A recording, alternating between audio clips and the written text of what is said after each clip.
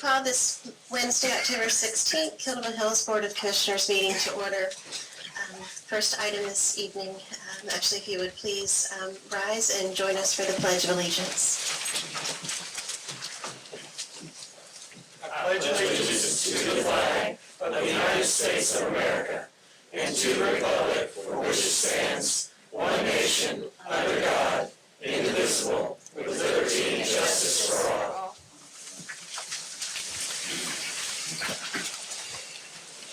Thank you. As we move into our moment of silence, we'd like to express our condolences to the family of Nancy Swain.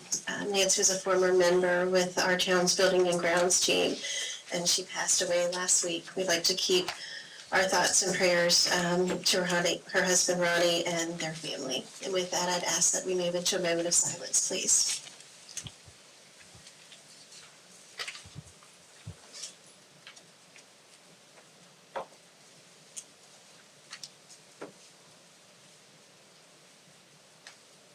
Thank you. First up is the agenda approval. I'll make a motion that we approve the agenda. Second. Motion and a second. Any discussion? All those in favor, please signal by saying aye. Aye. Any opposed? Thank you. We'll move on then to public hearings. We have 2 public hearings scheduled this evening, and I will turn it over to our town attorney who will conduct these hearings for us. Thank you, Mayor. I'm going to read a couple rules of procedure first. Public notice of each hearing was published in the newspaper and posted on the town bulletin boards in accordance with the statutory requirements for the subject matter. A copy of the public notice has been filed with the town clerk for entry into the official record of the hearing. The town clerk will record all oral comments in a concise and brief manner. Written statement shall be recorded in a similar manner and made part of the record of the hearing and shall be submitted in full to the town clerk. Please limit your comments to matters relevant to the issue and to a time period of 3 minutes. A 5-minute exception will be made if there is a spokesperson for a group or if your statement has been submitted in writing to the town clerk prior to the hearing. All speakers, please come forward to the microphone so that your statement can be taped. There shall be no debates during these hearings. And also identify yourself and your address when you come forward.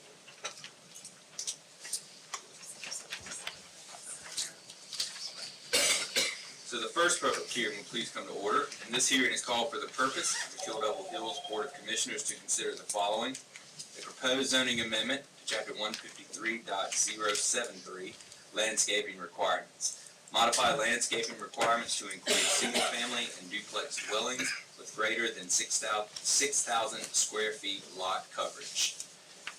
There are no individuals who have signed up to speak at this particular hearing, but I will obviously call from the audience. Would anybody like to speak at this time?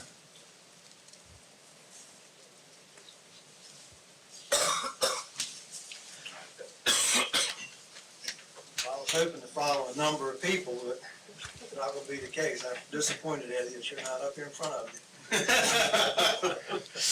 My name is Jay Overton. I reside at 1703 Harborview Drive, Kill Hills. I have a business here in town and a property owner in town, and I want to speak to both of these text amendments.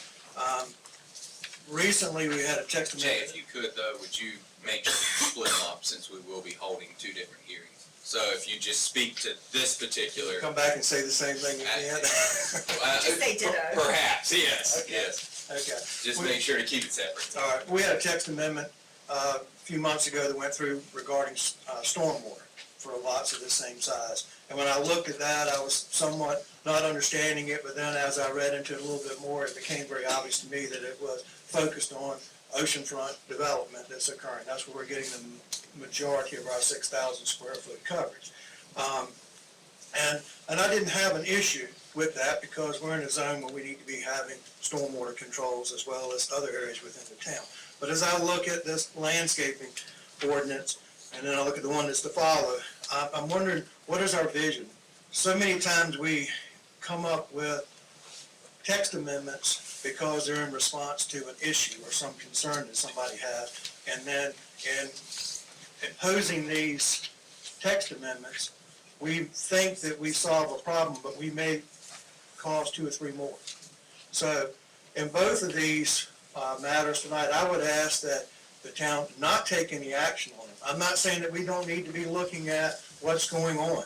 I mean, 2006, 2007, we had houses that were 9,000 square feet, 12, 14 bedrooms. 2013, we're looking at over 10,000 square foot, 18 bedrooms. And 2016, we started seeing houses that are 12,000 square feet with 24 bedrooms. You can take a house, put it on a lot, create a 24-bedroom house. I can't do a hotel on a lot. I can take 4 lots, and I can put 4 houses, 24 each, have almost 100 rooms, and I might be able to get a 40-room hotel. The standards that we're employing with the development here, we've got parking, we've got stormwater, and we've got landscaping that need to be included. But a car is a car. If I put 4 cars at my house, I'm okay. If I park 18 cars at my office, I need to have drive aisles. I need to have what's necessary to get people in and out. And we're developing now with larger development, larger structures, which I don't have a problem with them in a sense, but we do need to be looking at good development standards. We need to be looking at access and other things that are necessary to provide the same level of support, whether it's emergency services, just for the people being there, whether they're going to a hotel or single-family house. So, again, I would just ask that, well, this is something that's long overdue to look at, no question about it. But I would just ask that we not rush to pass something, because when we do, it's put over to the side and we go to something else. And then we'll be back again a couple of years later because we're dealing with the other issues that it creates. Thank you all very much. Thank you, Jeff. Thank you. Anyone else from the audience like to speak? My name's Eddie Goodrich, and I'm a business owner in the town of Kill Devil Hills. First of all, I agree with everything that Jay said. I think we need to take a long look at this. I think you need to, as the finance department looked at what this is going to do to the tax base in the town of Kill Devil Hills, because this is going to reduce property values on the ocean front. And the ocean front really sets the pace for what everything in this whole town is worth. And I think you need to take a real strong look at it, because I don't think you're going to be able to cut back on the police and public works and everything else that goes on in this town.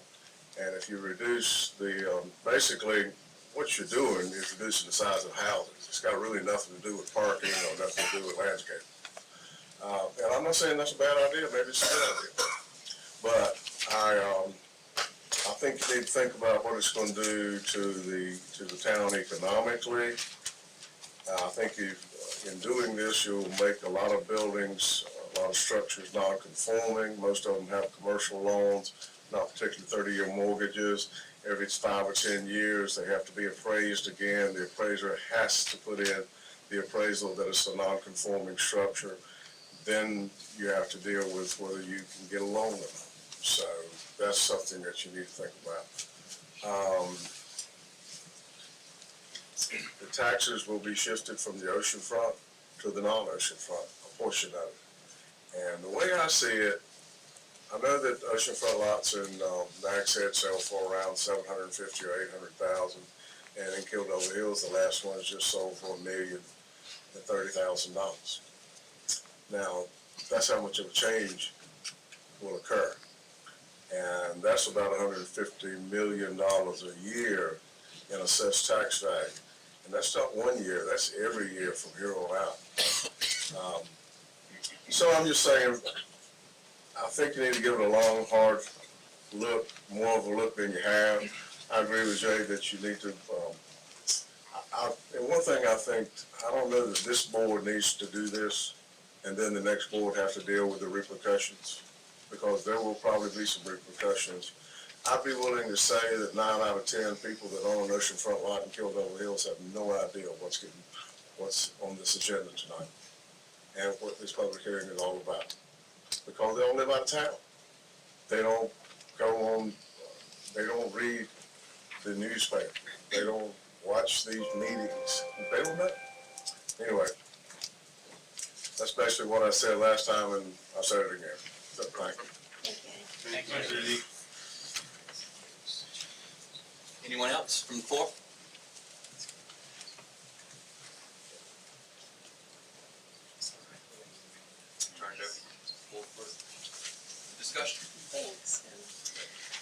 discussion by board members? Questions to staff or?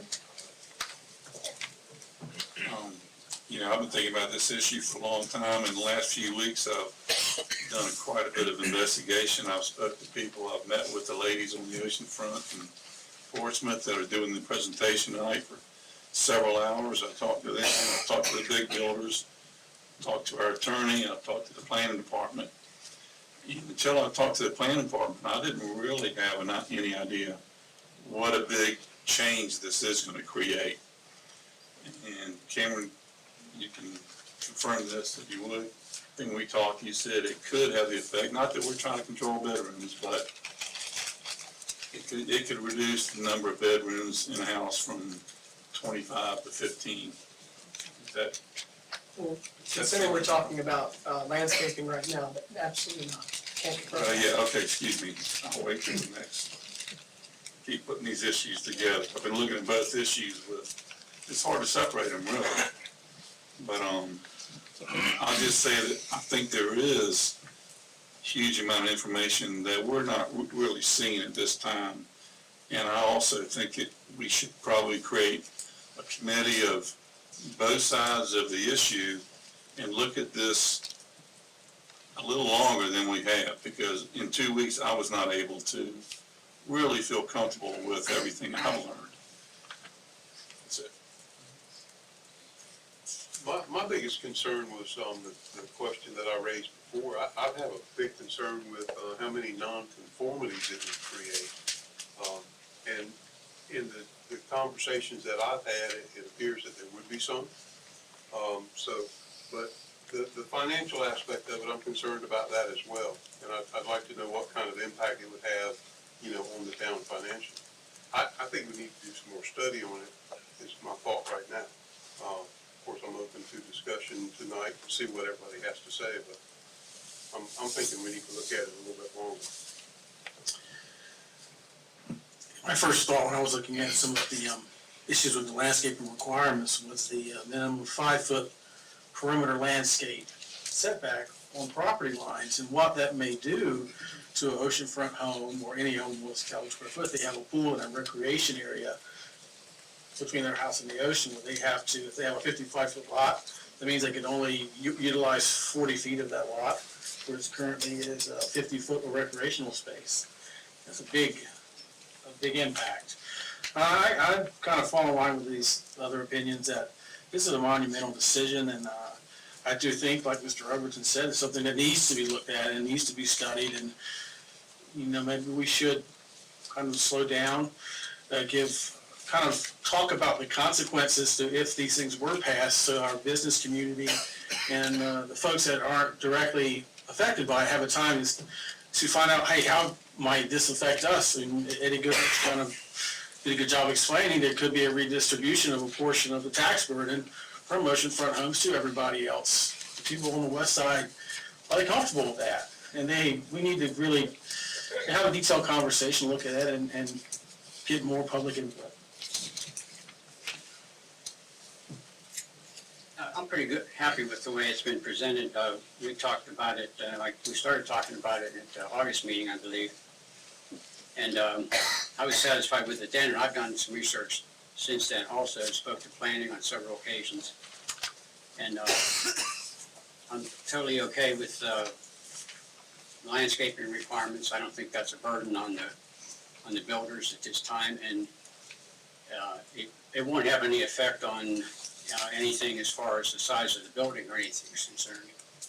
So I'm definitely in favor of this amendment for the landscaping requirements. Speaking specifically for this one, Meredith or Cameron, how would this impact nonconformities, the landscaping? Well, there's nothing allowed in those 5-foot setbacks except for fencing. And so the landscaping would be along the property lines, just like commercial landscaping, within the setbacks where you can't build anything anyway.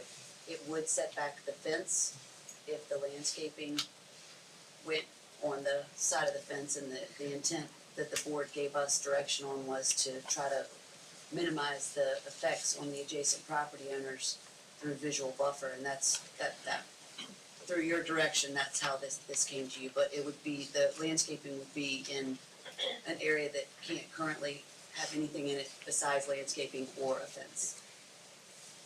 So I think, speaking to the concerns that I heard from the board, again, these are two separate ordinances, two separate proposed amendments, so I think, specifically speaking to the landscaping, the goal and purpose of creating the buffer is what this does without creating the nonconformities or, I guess the financial impact. I think the second one we're going to discuss may have a lot more potential ramifications. And just to be clear about that, I think that if you're gonna consider, both of these that affect that, I think you just need to have them together. And I think that you need to. And why, I'm just curious, why Well, together? because it both affects the same, and I think that, what you need to do is, look at that and a lot of other details in a proposal on this, of this type. You know, I would prefer to, but that's just my opinion. When I was reading it, it didn't spell it out here. I'm not sure if this is included in this portion, but there was also some landscaping or trees involved within the parking areas. Would that be part of this, the A part of the proposal, or the B? I think it was, I can answer that, Mayor. okay. Parking lot requirements only come in when you have 40 spaces or greater. Now, if we start getting 40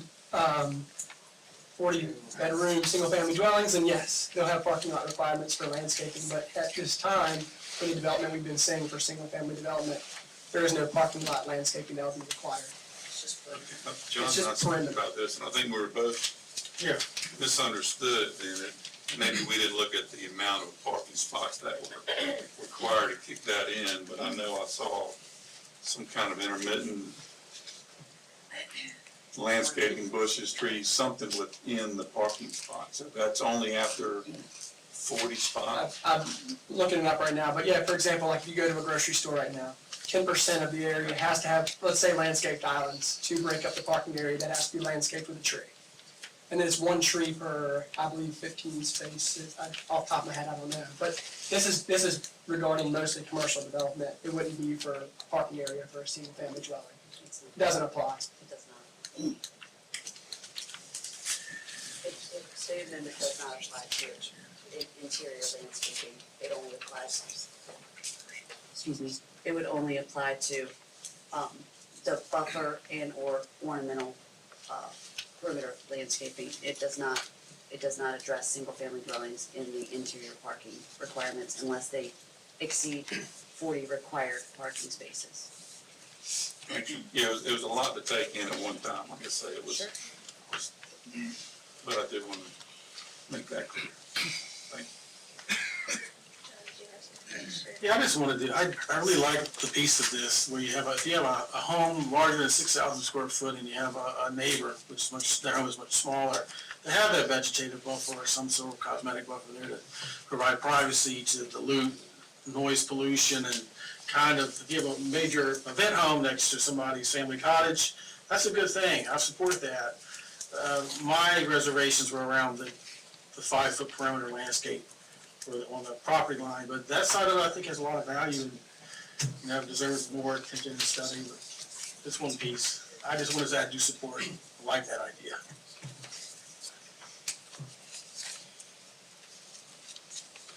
Well, at this point, depends on the direction of the board and who wants to propose what. I'll make a motion, I think we all still, these changes are big, especially with this one, there's pieces that are popular and pieces that have concern. But I think everybody, also judging by public comment, would like a little more time to research, a little more time to dig in and make a real informed decision. I'd like to make a motion that we table this. We have to, I guess, for 30 days until our November meeting to pick it up then, to give everybody more time to look into it. If the direction of the board is going to be to table it, then I propose, and you do have to set a specific date, I propose you tabling it until you have the new seated board. For January? which they'll be sworn in, board members will be sworn in December, but to give them time. And then I would also recommend, so this doesn't then drift into February and March and April, that you all come up, and I say you all because I've only got a meeting and a half after this, come up with a set plan of how you're gonna get there, so you don't come back around in January and have to table again because the research isn't done. That's fair. Next question. That would need to be in the form of a Is motion. there a path we can take that we can create a group of stakeholders, or whatever you want to call them, to look at this issue from both sides? Because I'm getting a lot of different information from both sides of the issue, and I would like them to be able to put their heads together. And I've been told by both sides that they would be willing to do that and create some kind of middle ground, or whatever you want to call it. And I mean, I would feel a lot more comfortable if we had more input from more people that this is gonna affect. If it's the board's pleasure to go that route, to designate a committee, I would advise, honestly, deny, okay, as opposed to denying the motion, getting it off the table. The reason I say that is because there are time restraints placed when you table as to when it must come back before you. If you're appointing a committee, there's a lot of, Yeah, you know, takes time.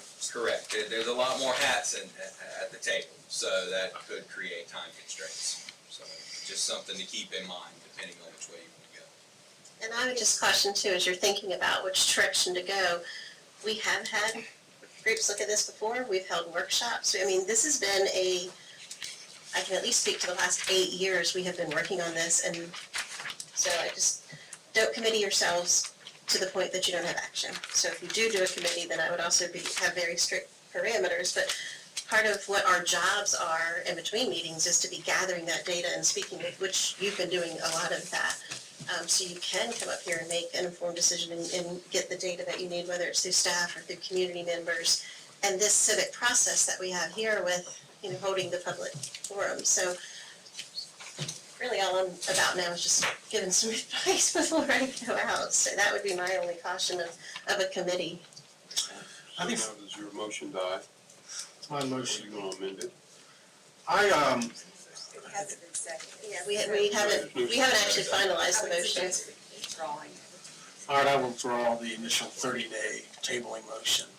And I on board with, I think the tabling it to January is really the right way to go. It would give the next board a chance to be placed, study up, and then come back in an informed way. And if we decided, if a direction of a community housing group or something along those lines comes out between now and then, we have time to also take action in the meantime. So I will make a motion that we, Excuse me. yes. Jay, I apologize for interrupting you, but I think just to be, I think to make it clear, what your motion needs to be is simply to deny the amendment. No table, no dates. Right. If that motion is second and the majority rules and it's denied, then I think where your discussion needs to go is to direct staff to put it on the January 2021 or 2020 agenda for discussion with the then seated board. And from there, you can decide if you want to form a committee or how you want to proceed to discuss accomplishing this goal, which was the buffer between the two properties. That would be my recommendation. Just for the sake of saving time, can we make a motion tonight to create this committee or stakeholders group or whatever you want to call it, so we don't wait till January to start the process all over again? Well, I think you need the input of your new board members and what goal you want. That's fair. Is That's this fine. committee just gonna look at this proposed amendment or this proposed amendment and the next one or the Very good. entire whole That's a very good point. concept? Okay, all right, thank you. The motion that we need needs to go specific to this. And then we'll need another one in a minute. So if I follow everybody, I'm going to make a motion of denial. Yes, sir. The Board of Commissioners finds that the amendment to Chapter 153 zoning modify landscaping requirements to include single-family and duplex dwellings with greater than 6,000 square feet lot coverage is inconsistent with all comprehensive plans and other officially adopted plans for the town of Kill Devil Hills, and are acceptable, and that the amendment is unreasonable in the public interest because to modify landscaping requirements to include single-family and duplex dwelling greater than 6,000 square feet is inconsistent.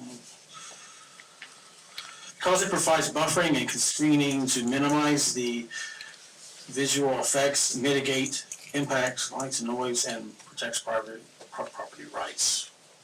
Is that coherent enough? Actually, it's the second one. The second one is not, okay, I apologize. Because it is not reasonable and not in public interest. Here we go. So the motion is to deny because it's inconsistent and not in the public interest. Is there a second? Second. Discussion? Any discussion? Yeah, I think of any kind of amendments that could be made involving the subject that we're talking about, and these two in particular. The one about the landscape is the one that would have minimal to no effect on the issues that have been raised as far as tax value or what you can do with the property. Or, there may be a different story on the second one, but I think as this one stands with all you're doing is what our original intent was, is to minimize the impact on neighboring properties. And I think one of the first things you can do is have landscaping requirements that puts a vegetative buffer between where there are stipulations within that landscape plan about how many trees there has to be, what kind they have to be, how tall they have to be, so they provide that kind of screening. It doesn't have any effect on how many cars can be there, how big the house can be. This is the screening. That's just exactly what it is. And I think it's a good amendment. Any other comments, discussion? Comment, I mean, to be honest and fair, the discussions I've had, I don't think any of them I don't think the landscaping even came up because everyone was looking at it as a combined couple of recommendations. And I think it was more the totality of them was looked at together and how it could affect the size or, the construction of the homes coming up and what a huge effect it would have. So, I think we're all in agreement that landscaping would be a good thing. I just don't know that, we want to do, I almost feel more comfortable, and I might not be here either. So, the new board, I hate to just kind of cram this in at the last minute. So, I agree with John, basically. Just for the record, I agree with Mike. I think of anything, this made sense, but it comes down to a vote and there's 5 of us, so. Any other comments? All those in favor, please say by saying aye. Aye. All those against, nay. No. Nay. So the motion passes 3-2. Okay, we move on to the second public hearing. Thank you, Mayor. Thank you. Second public hearing will please come to order. This hearing is called for the purpose of the Kill Devil Hills Board of Commissioners to consider the following.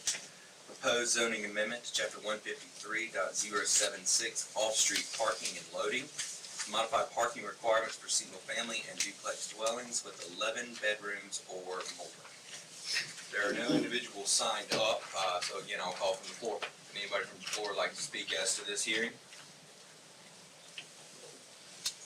Welcome back. Jay Overton, 1703 Harborview Drive, Philadelphia Hills. If you would just add my comments from the first public hearing, I would appreciate it. But in addition to that, I would like to point out a couple of things. A couple of years ago, the General Assembly passed a statute that said that we could not impose regulations that are tied to bedrooms. And this particular proposed text amendment is tied to bedrooms. So I don't know that we're totally in compliance with where we need to be regarding this. I think the way that our parking standard is set up, where we're basically requiring one parking space for each bedroom. It's very easy to say that dwellings with 4 parking spaces or more, or 5 to 11 parking spaces, you could accomplish the same thing. But I'd hate to see us go through all the work to get something done, only to find out later we could have used a little bit different terminology and it would have helped us. The only other thing that I would add to this one, that I hope this text amendment will also have opportunity for further consideration, because as I look at this and I look at the parking requirement, we get up to larger structures. We have 10%, 15%, 20% reductions that are allowed on the upper end as far as the required parking, and which is not in this ordinance, it's in the parking standards. And then within this ordinance, we're also giving additional latitude in the way that we configure parking lots. So we've got a combination of things as opposed to just one. So in the end, we end up with sites that may not be as free-flowing as we'd like for them to be, or intending them to be. So that would be another good thing to be looking at if this does have further consideration. Thank you. Thank you, Jay. Anyone else? My name's Eddie Goodrich. I'm a business owner in the town of Kill Devil Hills, and if you will just add my comments that I made to the previous amendment. I don't know that I can say anything that I haven't said already, and I think it's wise to do a lot of studying before you change the, devalue the whole town. Maybe it'll make it worth more, but we need to look into it, and I think I would suggest that you instruct the finance department to do a economic impact study. It doesn't have to be anything you just look at what happens when you shift the tax base from this group of people to this, because basically this only affects the people on the oceanfront. It doesn't affect anybody else, so it appears. But anyway, I think you make a wise decision, and I hope you do the same thing on this proposed amendment as well. Thank you. That's it.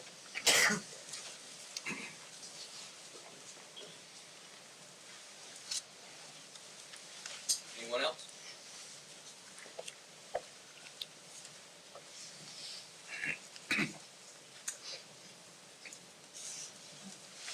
Nancy Lehman, 204 Airstrip Road, Kill Devil Hills. I'm not sure this is the right time to bring it up, but it is the parking specifically I'd like to talk about. I have a 1,200 square foot house. And Kill Devil Hills made me put in a second driveway, which cost my husband and I $5,000. We were told we needed this for our 2-bedroom house, even though we could easily park 3 cars in our present driveway. This was the rule, so my husband and I followed the rule. Ma'am, is this related to the ordinance that we're talking about? The parking places for the homes? This is not in your zone. This is oceanfront. Right, I know, I'm not oceanfront, but I'm getting to oceanfront, I will, I hope. So if you've ever traveled down Beach Road, it's dangerous, and there are so many cars already in the huge houses that are parking on the road. And I think to diminish the amount of parking places they have to have on Beach Road on these huge houses is a safety issue. It's a safety issue for the children, it's a safety issue for the people who walk on the road, and it's a safety issue for those of us who drive on the road. I think whatever we have, if it's a parking place, a bedroom, I really think there should be 2 parking places for every bedroom. But that's my own personal opinion. But it's dangerous, and to reduce it, they're gonna park on the road. They're parking on the road now. Just go down Kill Devil Hills yesterday. I drove up and down the road, and they're hanging out over the road already. And so I think we should really have a rule that they have to provide 2 parking places for every 1 bedroom. Thank you. Thank you. Anyone else?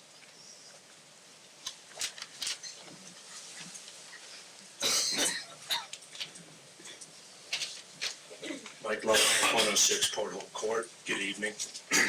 Just a couple of quick things. We all talk about finances and predicting the future, especially when it comes to anybody thinking that we're going to reduce the cost or what oceanfront lot can go for.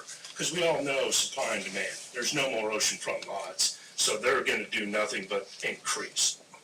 And 5 years ago, 10 years ago, 20 years ago, when all the taxes values were much less, everything worked out just fine.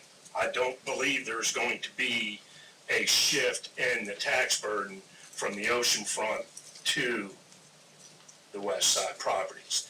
And what this parking ordinance, from my understanding, is all about safety, which I think is everybody's first concern. They want to be able to get the stack parking and the emergency vehicles in and out should the case arise. So that only becomes an issue with bedrooms over 11, with over 11 bedrooms. And I agree, if the text language is, should be 5 to 11 parking spaces, I'm all for, keeping things in a nice, neat bow. But I do believe that anything this town can do to limit the size and amount of ground cover, and I'm speaking from firsthand experience, flooding is getting nothing but worse as we cover more of our impervious or pervious, forgive me, which one. As the more we cover, the water's got to go somewhere. And I could tell you stories about my house, been living there 30 years, never flooded in 28, been flooded 3 times in the last 3 years. So I do think the town should start moving forward, and people should be doing their homework and be coming in here better prepared to vote on these things and take issues and take stands rather than just keep delaying. Because like Sheila said, we've been talking about some of these things for almost a decade. Thank you. Thanks, Mike. Anyone else?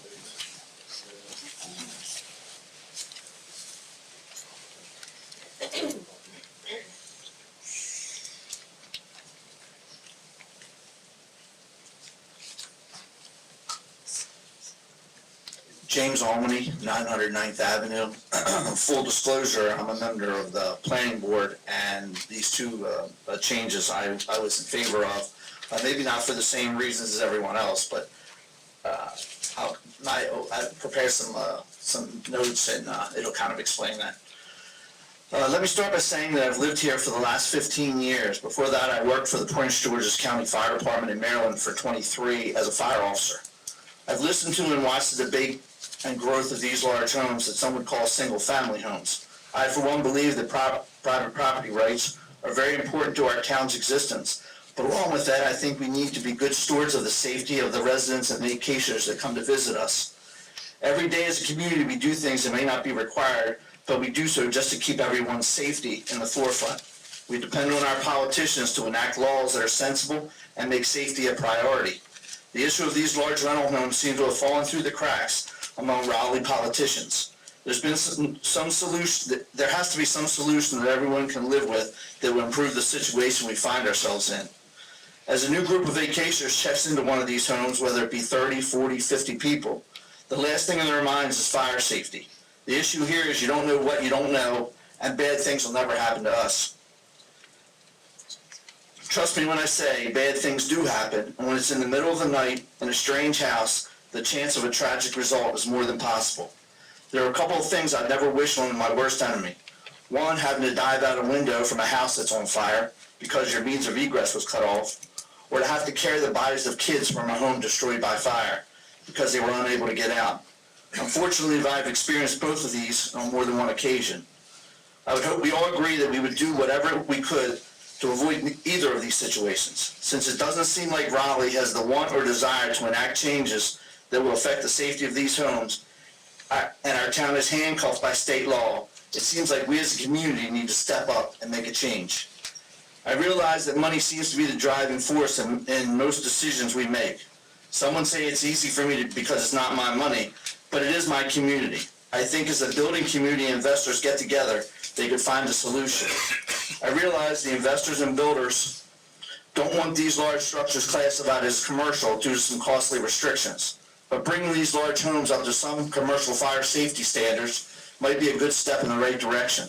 whether it be fire sprinklers, means of egress to the ground from each floor, lighted signs showing paths of egress. It seems like it's time to decide to stop crossing our fingers and hoping nothing tragic happens, especially if avoiding might be within our control. Because the last thing I'd want is one of these tragedies on my conscience. And because of that, I voted yes. I would hope that you'd make some kind of change, or we as a community could work with the builders and the investors to try to make some changes. Thanks.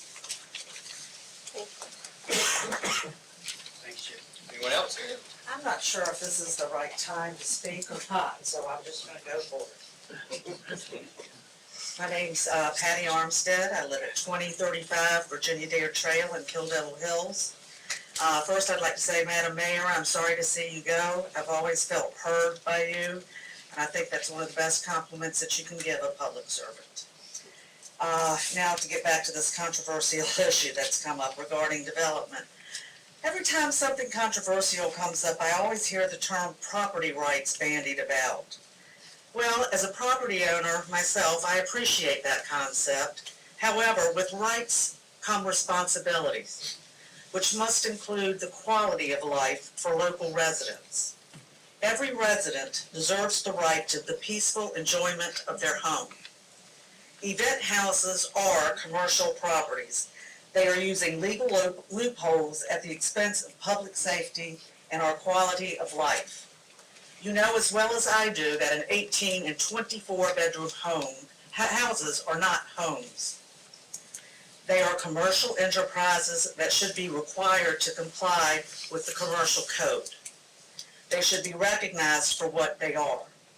The lots that they are being built on do not have the adequate setbacks, therefore they do intrude on the peaceful enjoyment of neighboring residents. I currently live 2 lots from an event house that was built this year, and it's akin to living next door to an amusement park. Day and night, blaring music comes through. I can even hear it in my bedroom. I usually like most music, but you know, there's some that I'm not that appreciative of. And actually, with the narrow oceanfront lots that we have in Kill Devil Hills, I do not believe that these mini hotels should be allowed in our town plan at all. The stupidity of what is occurring is astounding. The residents and taxpayers of the Outer Banks deserve better from our public officials in the Department of Planning and Zoning. I'm not pointing fingers at anyone. We as citizens also need to be more involved. I realize there are many obstacles from Raleigh, but it's way past time for us to roll up our sleeves, get to work, dig in our heels when it's called for, and compromise. Compromise is the cornerstone of our democracy, but when enough is enough, it's time for action and some dust-ups. We should all honor Carolista Baum for putting her body before that bulldozer and saving Jockey's Ridge. We need more Carolistas in our community today. Look at the Amazon burning right now in Brazil.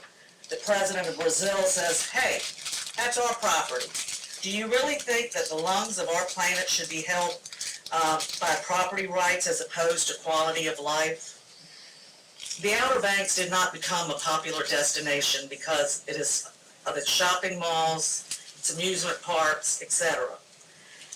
It is the serenity and the natural beauty that brought people to this sandbar, and the current rate of development is unsustainable. Yes, I know the mantra, the horse is already out of the barn.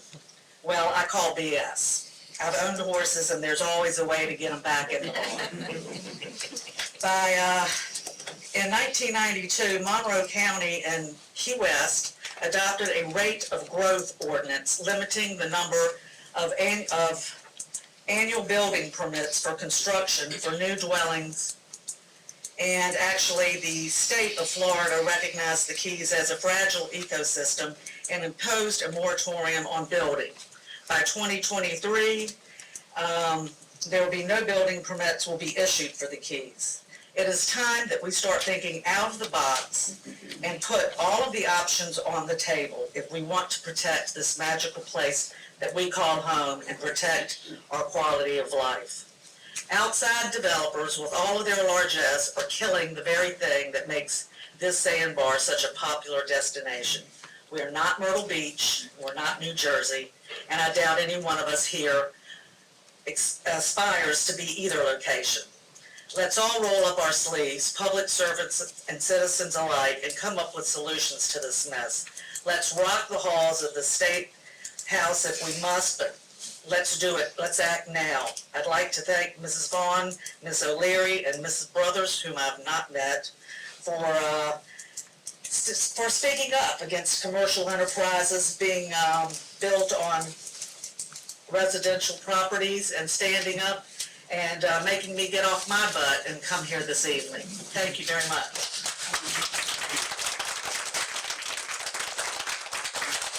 Thank you, Patty. Anyone else?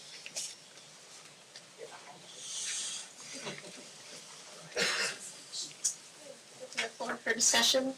The board. I'd like to say something right up. Patty, in defense of staff, I praise them all the time, on numerous occasions, and they deserve every bit of it. They don't make the rules, we do. Oh, I understand that. Like I said, I'm not picking on anybody. Okay, I just want to make sure that people don't get the wrong impression. They do what we tell them to do. Yes, and citizens, that's our job as citizens to come here and be heard as well. And I have not been doing my job either. They're much more literate than we are, at least I can speak for myself, and I am, in regards to these kind of things. Thank you. Discussion. I'll say something. First of all, I agree with much of what both of you said. However, these regulations have been in place before any of us have been here. We're dealing with it now, and whoever is new to the board will be dealing with it soon. I agree that much to the consternation of the home builders, that there should be a third designation of these properties. It's not commercial, not residential. I firmly believe that, but it doesn't seem to go anywhere with the state. And as much as we don't want to admit it, the state does control a great deal of what we can and cannot do. In reference to one of the other statements that was made about, I think Jay put forth that, or someone, maybe it was Mike, I'm sure. Anyway, that it was directly tied to the bedrooms. I don't know if this is the proper place, but I was going to ask you your opinion. Do you feel like that is a direct correlation, or are we stepping over the bounds there? What is your feeling, Casey? And I will say, the statute does specifically state, that Jay was referring to, specifically state direct or indirect. So it doesn't just have to be a direct, okay? So that's very true. That's the way it reads. Now, I could give you a 3-hour CLE spiel on my take on the statute, but at the end of the day, what it comes down to is whether or not it's a regulation of the building design elements. The building design elements are defined in that statute. Now, the number and type of bedrooms are part of what's considered a building design element by the state of North Carolina's General Assembly. However, is this a direct or indirect regulation on the number of bedrooms? Are you telling the builder that they have to or can't have, they must have X number of bedrooms? That's ultimately the question. And when you look at intent, the rationale, of course, in speaking with staff, is going to be based in safety. I mean, that's what we're talking about. We're talking about public safety. And if the town at the end of the day has a reasonable rationale, and it is not a direct or even indirect influence on how they must build or design the home, then the answer, in my opinion, is going to be no. It is not directly or indirectly regulating number of bedrooms. One more question for staff, back to my original question. How do you realistically see this affecting, say, a 50-foot lot, the amount of, I hate to bring up bedrooms, but I just want to look at the ratio of how big effect it would have. And I think when we talked earlier, you gave me, a rough ballpark idea of probably 30% reduction, maybe. It's hard to say because it depends on the design of the structure. What it does is it creates a much safer parking area with better circulation. That's what the intent of the ordinance was, directed by the board. Now, what the effect will have on current design, that's really unknown, but the most typical design right now on a 50-foot wide lot is let's stack 4 cars wide as far as you can to the house. And that could be 1 row of 4, it could be 6 rows of 4. There's nothing stopping them if it's a deep lot. So it is gonna change that, because you have to get to that 40 feet within the front plane of the dwelling. Increased setback, that's obviously gonna change how many rows you can have. So it depends on the design. Does it affect the size of the structure? No, the structure is gonna affect how much parking you're gonna have. Just trying to get the bottom of some of it, and I did talk to one builder, that did feel like what you and I talked about was probably a realistic reduction in bedrooms from somewhere around 25 to 15 or for that type of house. So, once again, I think this is the reason why we need to have more conversation between somebody that's actually building them and the people that are opposed to them and everybody in between, because I don't think anybody really has the information enough for me to recommend passing this amendment. So anyway, thank you. And again, I heard, 2 people, tonight in their comments, suggest that we have some sort of, study, or more committee involvement from both sides to figure out what we need to do, and I'm all for that. I think we need to hold up and slow it down a little bit. If this ordinance was to be adopted, how many homes that are currently conforming will become non-conforming? 31. 31? I really appreciate the safety aspects of installing an access aisle. And I would just like, my initial thoughts were, I think about the fire zone in front of Food Line, and I can't think of a more disrespected, ordinance or spot in the world. So how are we gonna get tenants to even be aware of this requirement, much less, conform to it? So I would like to spend a little more time building a concept around how do we inform people of this expectation and kind of encourage them to comply and really promote the safety benefits of it. So those were my kind of initial thoughts in reading it. But I do kind of, I think a theme that's come up quite a few times this evening is we need to study more. I saw everyone in this room, I assume, saw what happened 2 weeks ago in Surf City. Safety is paramount, and we need to take a long, deep observation and thought into how can we improve that with the means we have.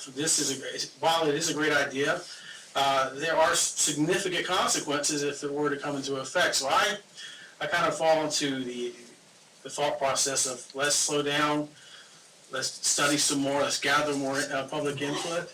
Let's ask the business community how they may feel about rolling out an ordinance that could affect the ocean and, I guess, the oceanfront homes. So my thoughts are kind of like the original ordinance. Parts of it I really like.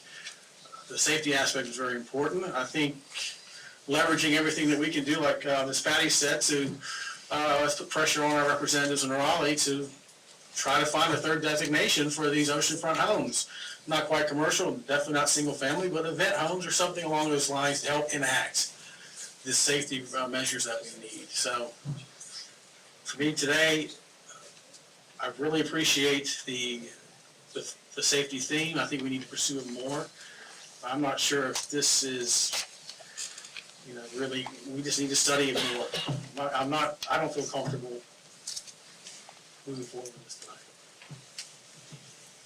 I think if nothing else, this initiative by Mike's has given us the cause to really take a serious look at this, which we've been talking about it forever. I mean, I've been looking at it for 5 to 10 years. I know Mayor Davies and I we've had talks with community people and everything, but I think maybe this goes a little overboard, I'm not sure. But I think it's a great time to really get some of the people together and have earnest discussions on we're going to meet in the middle someplace. And I think that'd be a great way to move forward in my eyes. The previous amendment was about the landscaping, and as we said, that was to minimize impact on neighboring properties. This one, it has to do with safety. And as has been said, we've talked about the issue of these houses for a long time, and we got to a point where most of the ways we turned to try to look at the problem, we were stymied by state laws. You can't require sprinklers, you can't require exit signs, you can't require ground access from every floor. We're totally crippled when it comes to trying to get safety. This is something we can do about safety. And the market manages itself. We're not trying to manipulate the market. And I don't believe that this change is going to affect the market as much as some of the people may think. Because those properties, they're few and far between, and they're going to be in demand, and they're going to still be able to build a very significant house even with these rules in place. And I wouldn't want to be, I wouldn't want to sacrifice this proposed amendment for the sake of tax dollars or people's property value. I think this is something that has to do with safety, and I'm 100% for it. In my comments, I am also supportive of this. In fact, when we agreed to schedule the public hearing for this meeting, I had great hope that this board was finally going to take action. After years of no action, we were going to take action. Because we have had time to study it. We have had time to speak with folks. The safety issues, they're not going away. You know, this issue honestly is much bigger than these two amendments, much bigger. And so if you want to study it more and have more people come to the table, because there's other things that can be done. What I was so inspired by when this was coming is that finally we were going to have something that the town could say, we're taking action and we're putting measures in place to protect the safety, which has been first and foremost my biggest concern of these homes. I get that they're obtrusive to someone living beside them, I get that, but my concern was always about the safety. And so you mentioned Surf City. Well, we have the opportunity right now to take action. We did, we have that opportunity, and you have more opportunity in the future, how many of you, to provide input and to study it further. But I guess I'm kind of at a point of, okay, yes, let's keep studying, but when are we going to take action? And so if you start a committee, when are you going to take action? So I think this is a great amendment. I think it does bring compromise. And yes, we had two people who I do respect that spoke about studying it, but we also had three people that were ready for us to take action right now. Yes. And I think there's more in the room that probably didn't speak, because that's why you're here.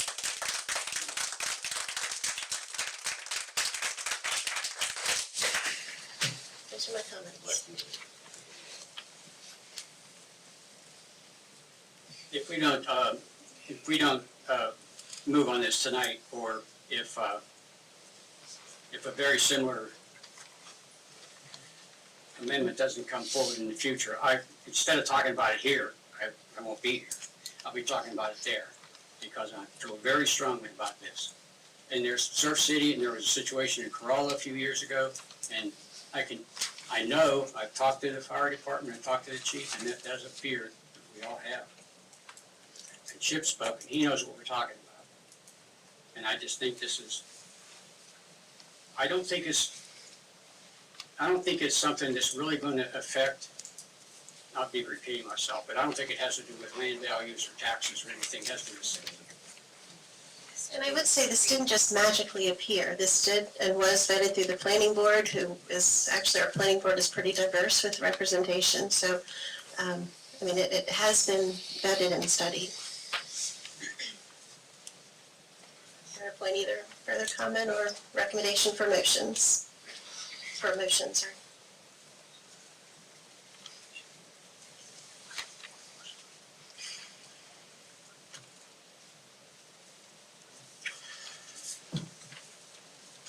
I'll make a motion. I'll make a motion that we approve the proposed proposed zoning amendment 153.073, landscape requirements, modify landscape. Not landscape. Oh, read it on. Turn the page. Got it all worked up here, sorry. Okay, start over.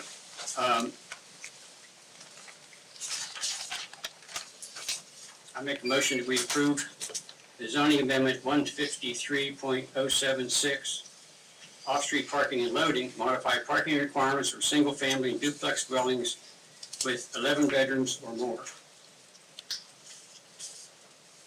And I believe that the off-street parking and loading amendment to modify parking requirements for single-family and duplex dwellings with 11 bedrooms or more is consistent with all comprehensive plans and other official adopted plans of Kill Devil Hills that are applicable. The amendment is reasonable and in the public interest because it provides additional safety and circulation within private parking areas.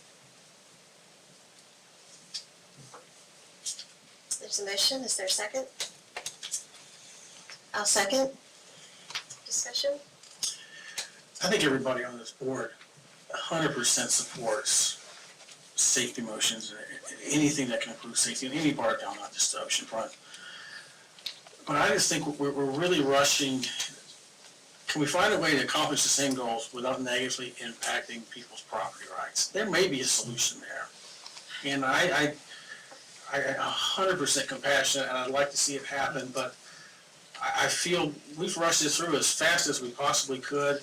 I would just like to slow down a little bit, gather more input, and find a solution that may not have so many negative consequences for me.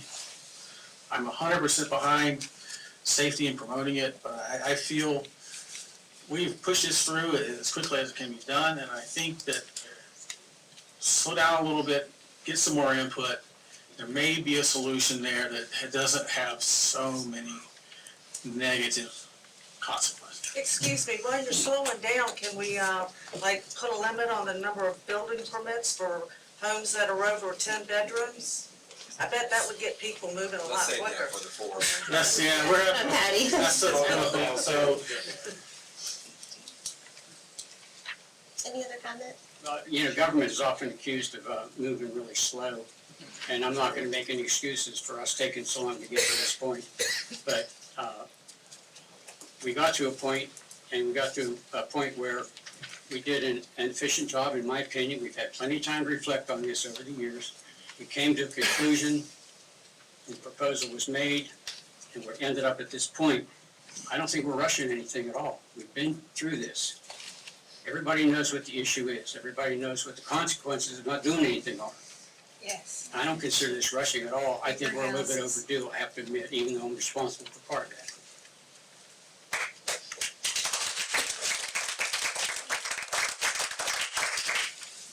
Any other comments? I'll admit I was a little bit behind because I missed the initial meeting for this. However, just the information I found in the last couple of weeks diving into this, I don't feel comfortable with it. I mean, this particular amendment, I like the direction it's going. I like the direction of the vegetation and all that. But I've got too many questions right now on how this is going to affect it, and I don't think we know what the ramification is going to be in the future from this particular amendment. I'm not comfortable with it at this time anyway. Any other comments? There's a motion and a second on the floor. All those in favor, please signal by saying aye. Aye. Aye. All those opposed, say nay. Nay. So the motion fails 2-3. All right. So, when we go back to the previous amendment that was denied, that is the one that staff needs the direction from the board to add it to your agenda in January. If that is the desire of the board. Yeah, that's what I was thinking.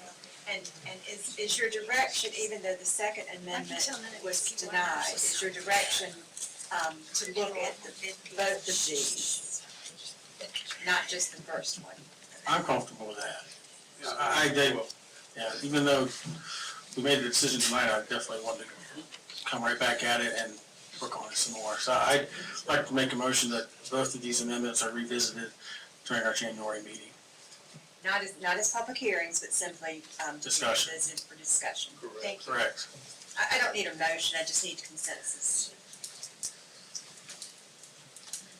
Okay, we move on then. On our agenda, the next item is public comment. So just to map out kind of what's left on our agenda and whatnot. So we do have a few more agenda items. One is public comment. So this is an opportunity for anyone in the audience to address the board on any topic of their choosing.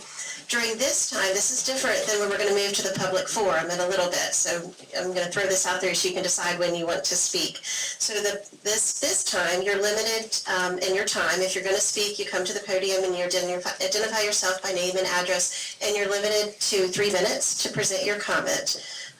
Whereas when we move into the public forum, you can speak from your chair. You'll still want to identify yourself, but we're not timing and keeping track of your time limit. So either opportunity is going to be to address anything you want to address, but just so you understand the two differences. So we'll move through public comment, and then we do have a presentation. I know Aaron's here. We'll do the presentation, and then we'll be moving pretty quickly into the public forum.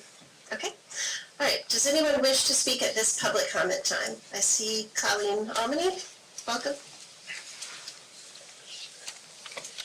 Colleen Almany, 909th Avenue. I'm going to speak now because I'm limited to 3 minutes. If I start talking during the public forum, we're going to be here all night. So I need to start my time. Yeah, set the timer. I have been involved in Kill Devil Hills politics for the last 8 or 9 years. I have attended practically every planning board meeting. I have heard every discussion. I have attended every board of commissioners meeting. I have heard every discussion. I have been to the planning department. I have spoken to our neighbors. This is ridiculous that we have not come to consensus yet. How much time do you need? What else needs to happen? When you all ran, you knew this was a problem. You should have been doing your homework, and you should have been able to come to some type of consensus. We cannot continue to say, we're going to put together a committee and we're going to discuss this a little further. You all should have been talking to people up to this point. You should have been forming your opinions. You should have been informed, not sitting at this table asking questions at this point. Someone is going to die, and we'll be lucky if it's only one person. It needs to happen, and it needs to happen now. And I'm going to call on all 3 of you. I would like to have a meeting with you. I want to sit down and discuss this, and we need to find out what has to happen, because this is ridiculous. Nobody comes to the meetings, but now we have a room full of people because they're tired of it. They don't know how this type of decision-making has to work. I challenge all of you, come to every planning board meeting, come to every board of commissioners meeting, hear the discussions, understand why they're making the choices they're making, and stand up and speak your mind when you're not happy. This is the only way that change is going to happen, and I really hope that it doesn't happen over somebody's dead body. Thank you.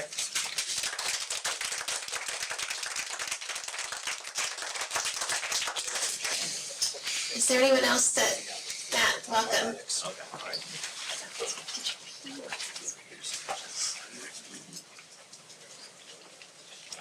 Matt Walker, 439 West Walker Street. Swore I wasn't going to do this, but couple thoughts. First of all, taxes.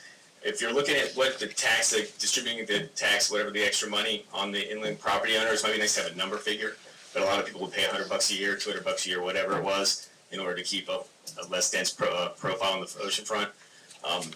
I'd argue we already shoulder some of the beach nourishment tax values, and that obviously protects them directly. Maybe we should have a say in what our oceanfront looks like.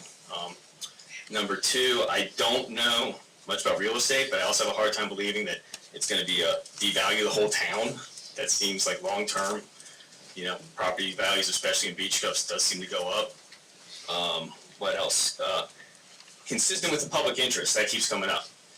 I would argue that the public interest, if you don't need to do too many stakeholder groups to realize that everyone pretty much wants to see less density here. I mean, I don't think you have to talk to him in person. There's no more mini hotel signs put up anywhere that I've seen. I mean, it is frustrating to sit here and watch this much momentum and then come to a halt and say we're not moving fast enough. Are we trees? Is that how fast we move? 8 years? Anyway, listen to the people. 31 houses. We're talking about 31 houses. There's more than 31 people in this room. And I understand property rights. I'm not sitting there saying no one has to make a buck, all that stuff, but it just seems like whenever it comes to caution, no one screams caution when it comes to building more stuff. When it comes to building more stuff, it's like, let's get it done. Who cares who's getting, when's the next election? Who cares? Build it. And I guarantee you if it was a high density thing that would bring my property values down, inland, they'd say, put it up. We need it. We need high density stuff. We need year-round housing, so go ahead. We'll worry about their property rights later. So I just think there's a little bit of a imbalance in who's getting hurt here. And it's clear. It's not, I mean, doesn't take a stakeholder group to see what's happening with that. So, thank you guys for all you do. I know it's not easy. I'm not saying it's easy. I'm just saying, you know, the writing's kind of on the wall here. Thank you guys. Sandy, yes, I know you were next. Thank you, welcome.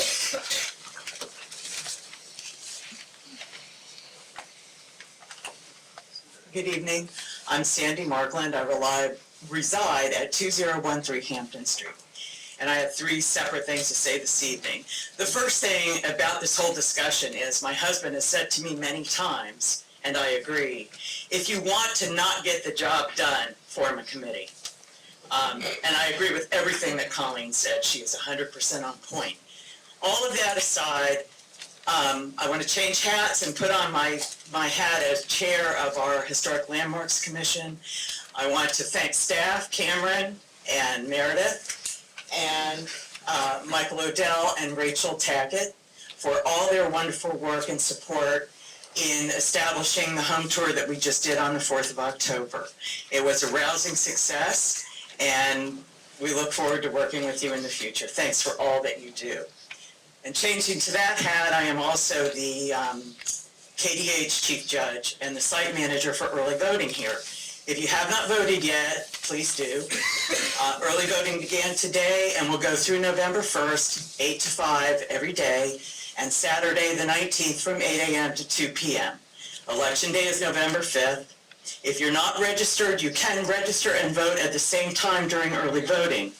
But if you're not registered, you cannot vote on election day. That deadline has passed. It's one of those weird little rules. But I want to thank the Board of Commissioners again and the staff for allowing us to use this room. It is the perfect venue because of its central location. And as far as my staff is concerned, we're very comfortable and happy here. So thank you so much, and thank you, Michael Odell, for all you do. Thank you, Sandy. Is there anyone else that wishes to speak at this public comment time? I see a hand in the back. I'm sorry, I can't see who's raising it. Hey, welcome. Thank you.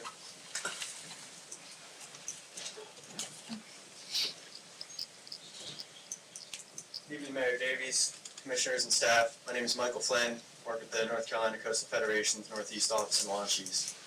I'd ask you to accept these comments and request to consider modifying regulations to either reduce maximum allowable lot coverage within the ocean impact and high-density residential zones, which is currently 55%, or decrease the lot coverage requirement for the development of a comprehensive drainage plan, which is currently 6,000 square feet.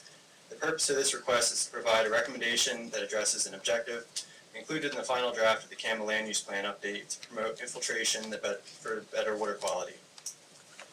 The preservation of clean coastal water that supports fishing and swimming is one of 5 goals the North Carolina Coastal Federation works to advance on a daily basis on behalf of 16,000 supporters. We're in favor of nature-based solutions that protect water quality and help reduce nuisance and hazardous flooding in our coastal communities. Maintaining the ability of our landscape to absorb and infiltrate rainfall is essential if we want communities with clean coastal water and reduced flooding frequency. While the surface water along the ocean front is classified as S-Bay or tidal salt water is protected for primary recreational activities such as swimming, the surface water along the sound side, shoreline adjacent to Kitty Hawk Bay, Connington Creek, Buzzard Bay, is classified as SC, or tidal salt water is protected for secondary recreational activities such as boating and fishing. Whereas the surface waters along the sound side, shoreline adjacent to Roanoke Sound, are classified as shellfish or high-quality waters. The specific classification means the state and local government should provide water quality safeguards to keep our coastal waters safe for swimming and shellfish harvest, as these waters should support excellent water quality based on their biological, physical, and chemical characteristics. The town has implemented numerous recommendations from the Kill Devil Hills Stormwater Management Plan, including adopting zoning ordinance amendments that provide lot coverage credits when low-impact development techniques such as pervious pavers are incorporated into the site design. Additionally, the town recently adopted a zoning amendment that requires all commercial development and 1 or 2 family dwellings greater than 6,000 square feet provide a comprehensive plan for the proper drainage of all surface waters on and off the property. The lot coverage of 6,000 square feet was determined by multiplying the minimum lot size requirement of 15,000 square feet by the most restrictive lot coverage of 40% in the residential low zoning district, as per the recommendation of the Stormwater Management Plan from 2010. In future years, the challenge of stormwater management will continue to increase as sea level rises and we have more extreme rain events due to our changing climate. Groundwater levels in the town are influenced by rain events and sea level, and groundwater will rise as sea level rises since freshwater is less dense than saltwater. This means that preventing polluted stormwater runoff and flooding will become even more challenging in future years, especially in places with high-density development. For example, the construction of a proposed redevelopment project considered a single-family dwelling along the oceanfront impact residential zone would exceed the currently allowable lot coverage of 55% if it were not for the lot coverage credits available for the use of pervious pavers. This type of development trend will increase the volume of stormwater runoff that currently discharges via outfalls to the Atlantic Ocean, the Sound side to Kitty Hawk Bay, Connington Creek, Buzzard Bay, or the Roanoke Sound, and potentially result in impairment of coastal water quality.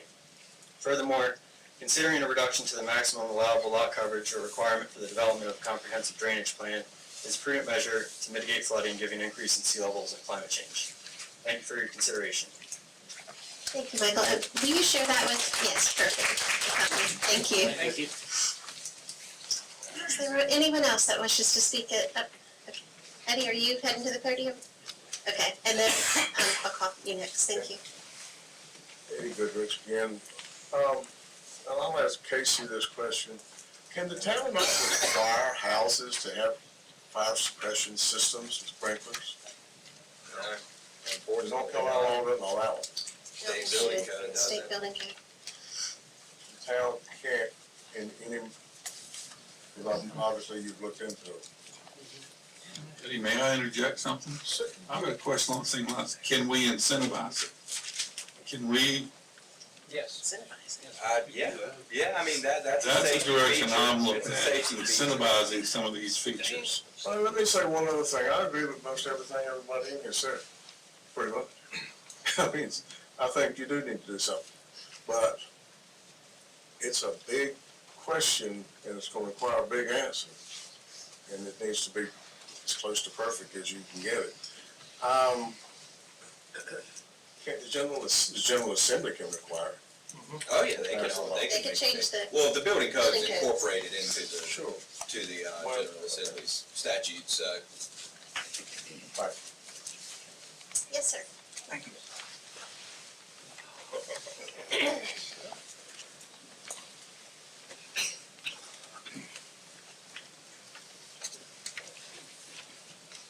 Good evening, my name's Roy Valentine, I live at 2032 Norfolk Street for the past 22 years.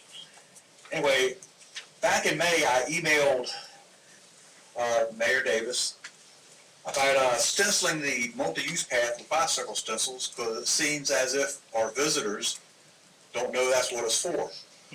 And she, I guess you sent it over to Meredith Guns, and she replied and says, we're going to soon get stencils. Well, that was back in May. Here it is October. Can you give me a time frame when we might, if you can't afford stencils for some reason, let me know. And about soon, I can get them off Amazon, big ones, about $50. They're reusable and come in 2 days. Okay. I'll take care of that part. The other thing is, does anybody have any idea when the bypass is going to be resurfaced again? It was 2003 last time. And every time I go to the county commissioners, I just get the Dare County Slough witches. Okay. So if you give me an idea when the Department of Transportation is going to resurface the bypass, I'd appreciate it. You know, I'm having to get my front end realigned and dodge potholes and whatever, and I'm getting tired of it. Okay? And the last part is, last year, I think it was, I just retired. I'm a merchant seaman. I'm gone. I go all over the world, and I just staying home finally. I retired. Thank God. I don't want to go again. But anyway, when I come home last time,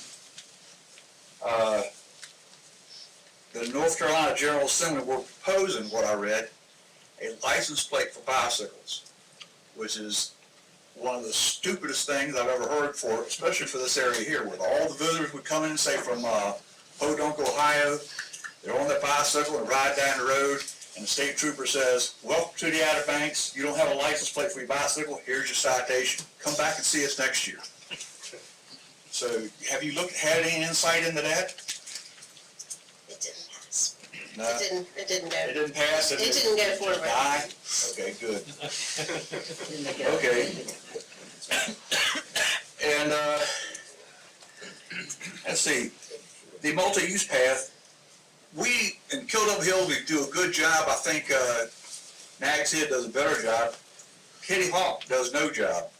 And I like to run over a guy yesterday morning, or usually my habit is Tuesday with my wife, I drive out to the Hilton Hotel, have an early morning breakfast, and on the way back, I had a guy, of course, there's no multi-use path there, riding in the street and with other traffic, you know, it got kind of awkward to get around the guy.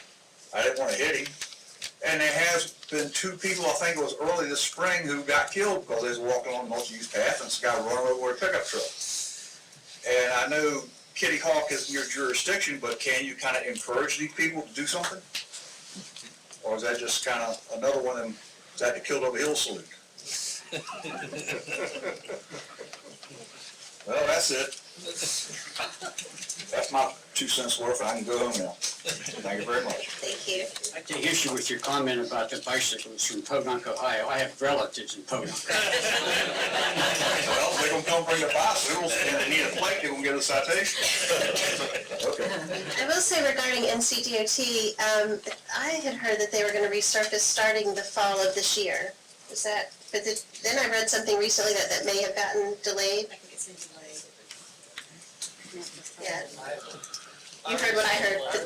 Yeah, but then something just recently came out that the funding may be shifted, so. And you remember how it went in 2003 when it last done? Because the roads construction crews were not qualified, it caused one hell of a traffic jam when they weren't finished, and they tried to do it during tourist season. They wouldn't work at night. So that needs to be written into the contract, to have it in, put to that. If we get official, we can check in, try to get official updates and share that. Well, thank you all very much. I'll take care. And then on the bike stencil, We have the stencils. we have the stencils, okay. Just various things that related. We were actually looking at the fall to complete it. But we have the funds for the stencils, we have the stencils. Great. Okay, so fall, sometime, probably late fall, weather dependent, we can get the bicycle stencils on. Okay. Was there anyone else that wanted to speak at this public comment time? Mike and then Jay? This will just be brief. I failed to mention before that I'm also serving on the planning board. And my first duty was the land use plan. What a provocative book that was, to see what people were thinking about so long ago and about today, how it's affecting us all and how the new land use plan is going to affect us all. And the thing I kept at the front of my mind was, I'm here for the majority of the people. I took a lot of time looking at the survey, the responses, and all of my choices were based on majority of the responses. Now, I think some people that have a hard time coming to grips with making decisions, that should be your first place to start. That should have and carry the most weight, because honestly, you guys are elected by these people, and the least you should do is do their bidding. Firm believer in that. And this has always been one of my favorite sayings, and it applies to me as well. The needs of the many often outweigh the needs of the few, or the one individual property owner. I'm all for property rights. I'm a realtor. I fight for them every day. But, like I mentioned earlier, for the benefit of the 16 other people on my block, I now have to take water in my yard due to the drainage system. Do I like it? No. Is it better for the community? Yes. That's all. Okay, you're next. I've been coming to these meetings for 30 years, and it's only been a handful of times that I've seen this many people at a meeting. I appreciate what Colleen said, her husband, and if you go back to the original comments that I had at public hearing, one of the reasons that I was asking for this to be delayed was because I don't want there to be a misconception. And I think that landscaping and parking are things that we need to be looking at. But they're not going to solve the fire problem that you spoke to. And we need to be looking at that. And if we'd have passed those two ordinances tonight, this room wouldn't be full next month. Because everybody would go, okay, we passed those two ordinances, and what's done is done, and we're all good, and let's go home, and everything's going to be like I want it to be.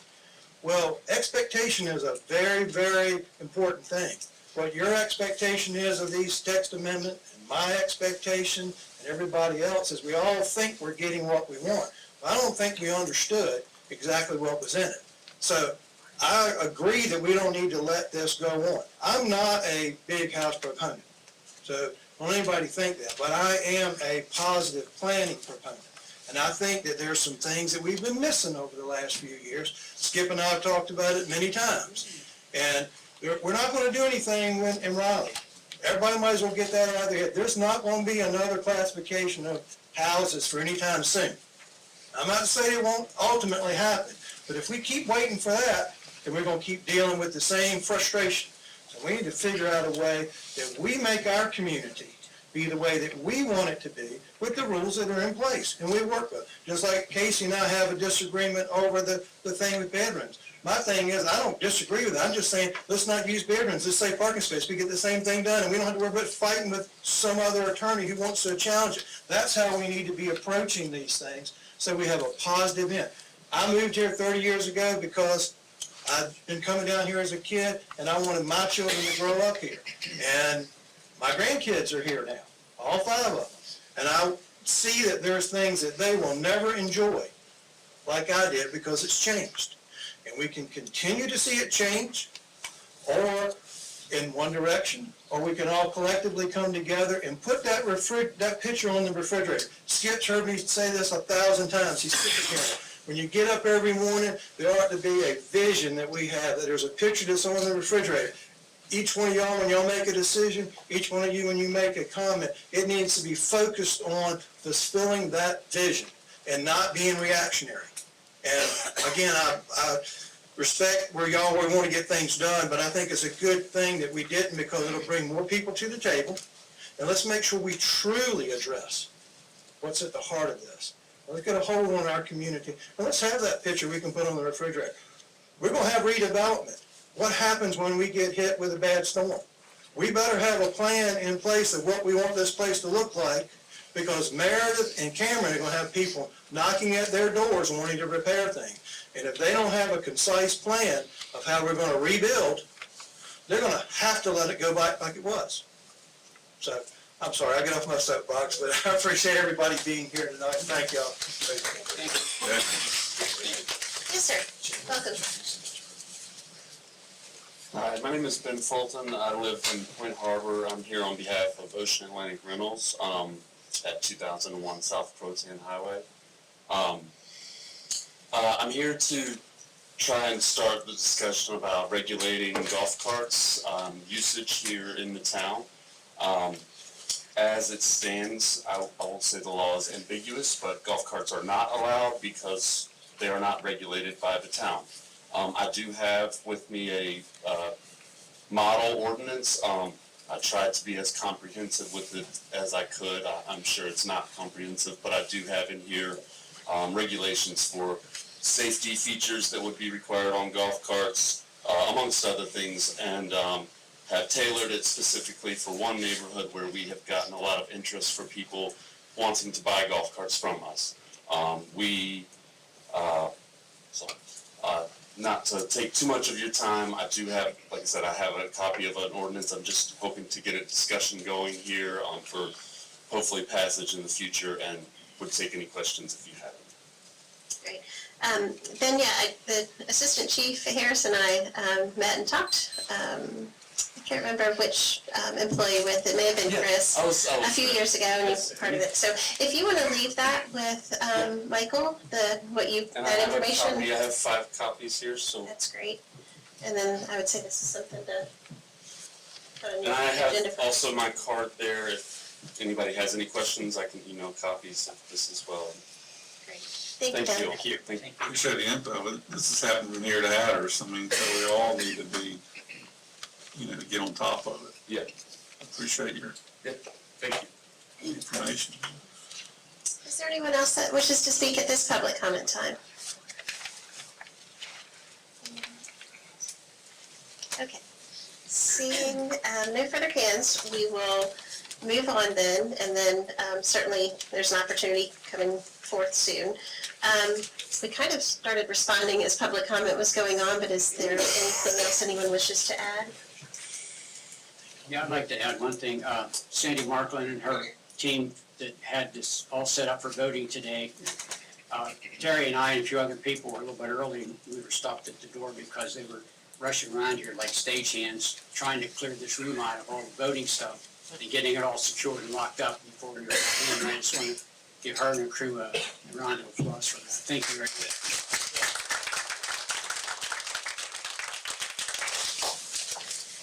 Okay, then we will now move on to, under introductions and presentations, and welcome Aaron McCall with the Nags Headwoods Ecological Preserve. Aaron, welcome. He's going to provide us with an annual report.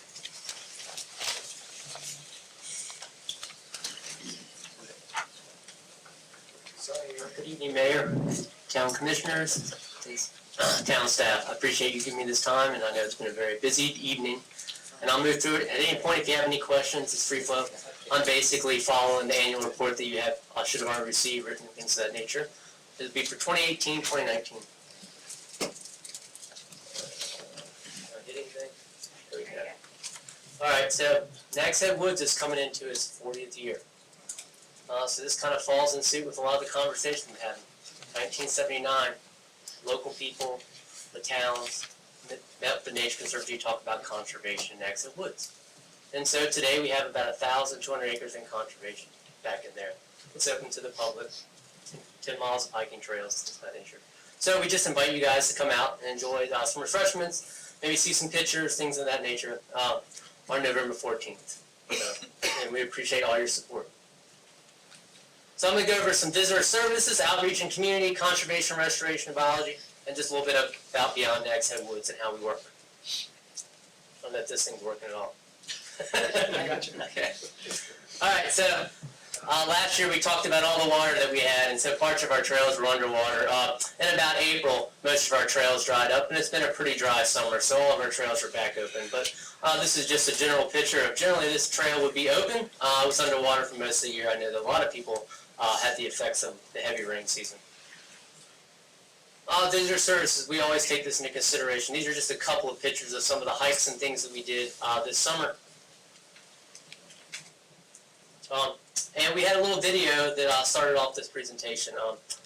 This is just opened in September. It's an audio tour. You can use your phone. It's a really great time. It's to be able to go out there and hear some of the voices of the people that live in this woods and just their draw to it. It's really great. So I encourage you all to come and check it out. It also gives us a little information. Just since we opened in the first 2 weeks, we had over 700 people that visited the site and checked it out. So that's kind of neat just to see that type of stuff. That represents a lot more than people are actually signing into our books. So we know people are using these things. As we said, we offer different things during the summertime. This year we actually had a pretty good turnout. It was a pretty dry summer, so we had a lot more people visiting the woods. We had, in our free hikes, we had over 82 visitors that participated in a free hike that we guided every week kind of thing. So that was nice to have that. We offered a couple of other things out there. We did presentations to Dairy Communications. We offered our facility up to different organizations as well.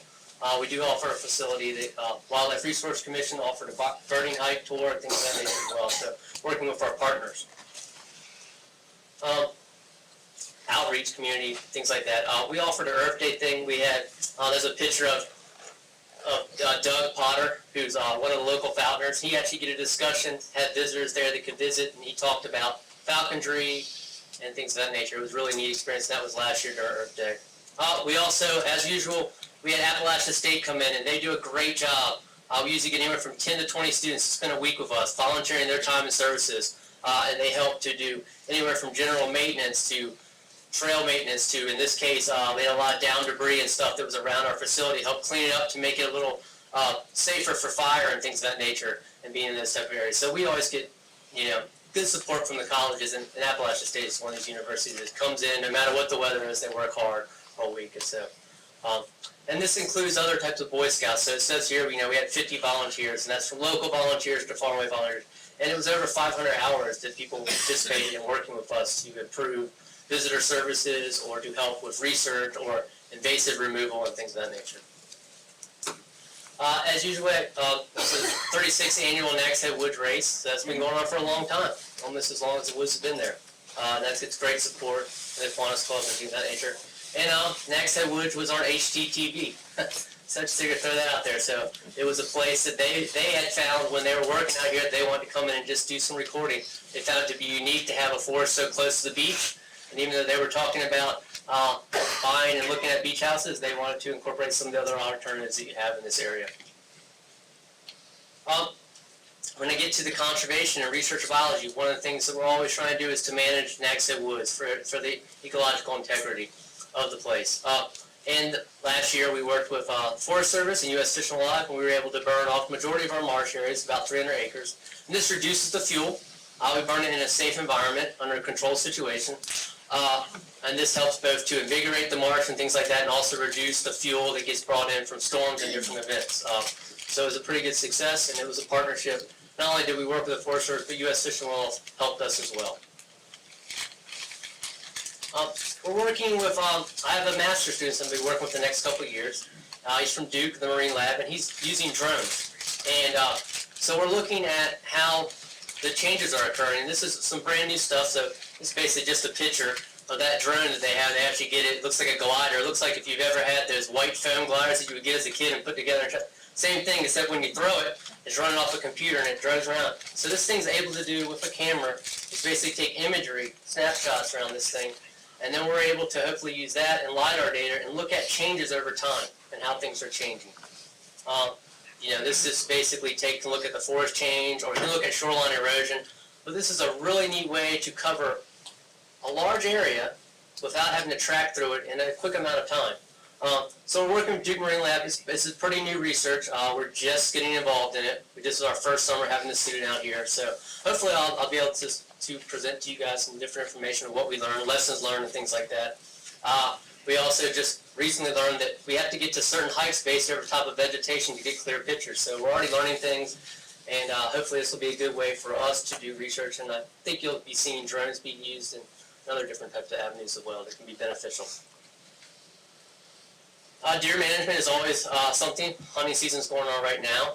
Last year was a wet season. We did have 40 registered hunters, and they did put in 350 hours, but we only harvested 2 deer is what was reported out of that. So I'm sure that more may have been taken, but what we get back from information, 2 is what we had.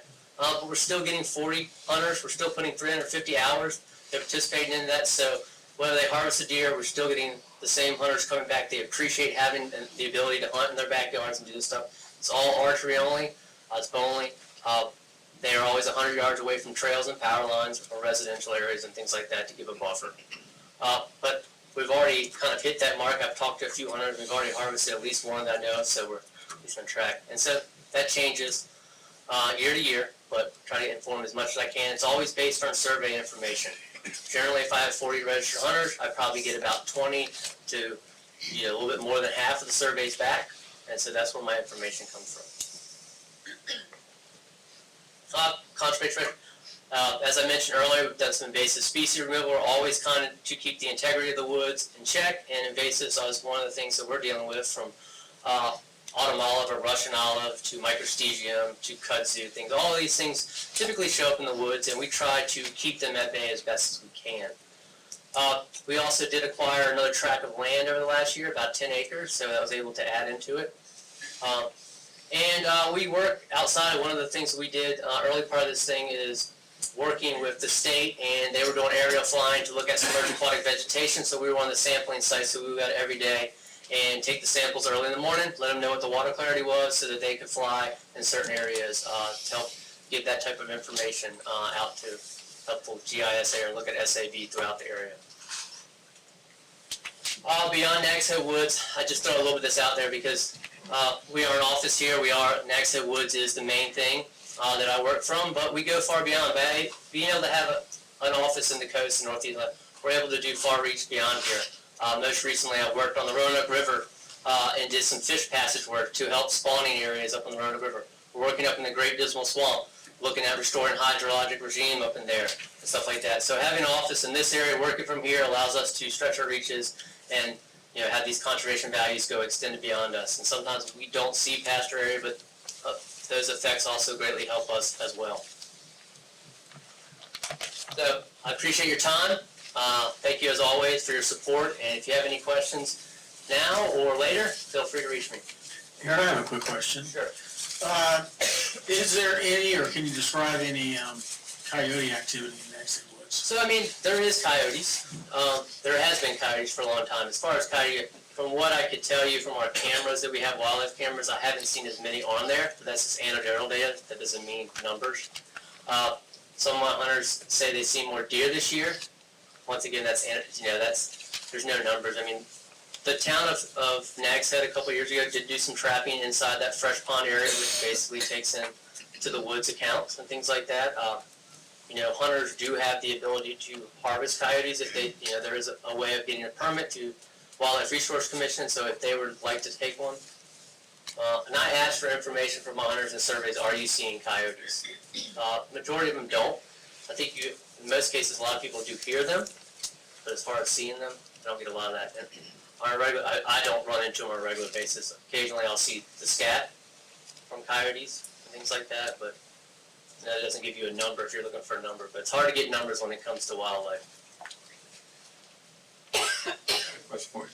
I've had residents along Bay Drive asking me about burning the marsh islands out there. I just see where y'all burnt 300 acres. They're thinking it would reduce the amount of debris that washes up, after a storm. Yeah, so Do you feel like that's well, viable? so some of those marsh islands are part of the state reserve, and so that would have to go on their thing. I realize we. And the North Carolina Forest Service will work with private landowners to do burning. And it does reduce the rack line when you're talking about the rack line and things that come with the fuel. If you come into an area after it's burned, you do remove a lot of that thatch layer and things that are matted down. So it is a good way. It does invigorate the marsh and help to kind of see this rapid growth after these things and stuff like that. The Forest Service is more than willing to work with private landowners as well when it comes to this type of things. They've done those areas along the causeway, working with private landowners and stuff like that. So yeah. I think it's coastal management, something that naturally owns those, and I've spoken to them as well. Yeah, the Coastal Reserve, and they have a new staff member there. You gotta talk to, I think it's Jason. That's correct, yep. Relatively new, so he didn't know much history about that. But he was helpful, but I was just curious your thoughts on that. Yeah, and I think actually, didn't one of them catch actually this past year? I think one of them did catch out there. I'm not sure what was the cause of that. Yeah, but I think Jason is willing. It is fire control, burned under controlled environments can be a good tool to be used. Okay, thank you. Thank you very much for your presentation. Thank you for your time. Appreciate it and all the work you do. Okay, next on our agenda is committee reports. We have a committee report tonight. And Meredith is going to help me pass out some information. As you recall, the Board of Commissioners established the West Side Recreation Group to study existing recreational sites west of US 158 Croton Highway. The WRG has determined 4 key locations that will be individually reviewed, including Kingman Park, Aviation, Park, Meekensfield, and Bone Track. The WRG decided to conduct an online survey to get feedback from our citizens on what they would like to see at Hayman Park. During the September 24th meeting, Hayman Park was reviewed, including 292 surveys. Cameron put together the surveys and did a great job with that, and thank you for that. That was very good. At the conclusion, excuse me, at the conclusion of discussion, the group decided to make the following recommendations for future amenities at Hayman Park. One was to replace the existing playground equipment with equipment that provided recreation for all ages and abilities, particularly including all inclusive and alternate playground equipment such as handicap accessible, bouldering, ninja course, and any other new popular non-traditional recreation equipment.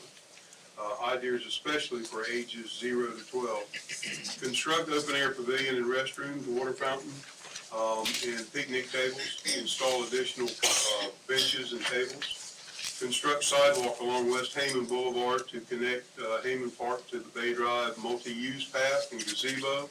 And construct sidewalk along Hayman Boulevard to US 158 for connectivity to the surrounding neighborhoods and to the other means of recreation. Maintain open green space for open field play and organized sports, and improve additional sections of the right-of-way for parking in the immediate vicinity of the park and on an as-needed basis. Provide additional signage to improve wayfinding, and investigate and make recommendations for potential sources of grant funding. One thing that I was very impressed with in this whole process, we really need to let staff develop a game plan for grant funding and take the bulk of the cost off of these improvements. And then we need to concentrate on phasing. That's a way that we can afford to do it and not have a big cost factor all at one time. So Cameron's going to talk about that in a little bit because he's a whole lot smarter about this than I am. But anyhow, you'll find the survey here, and Cameron can go over that for a little bit, Mayor, if y'all will indulge us, and you'll speak to specifics. We do have a couple of the members of our committee in attendance tonight, and we thank y'all very much for the hard work that you've done. Cameron, if you would you go over some of the recommendations and some of your comments? I sure would. If you'll see on the screen, I don't know if everybody's familiar with Hayman Park, but I pulled it up on GIS. We were pretty thrilled when we did this survey. As you'll see, we have 292 responses for a fairly small neighborhood park. It's about 3 acres in total size. Most folks were familiar with it, or at least they knew it existed. Everybody said their main use for the park was to bring children. There's a play equipment there now, and that's primarily the use that you can see. What our citizens said, just kind of going through some of the questions.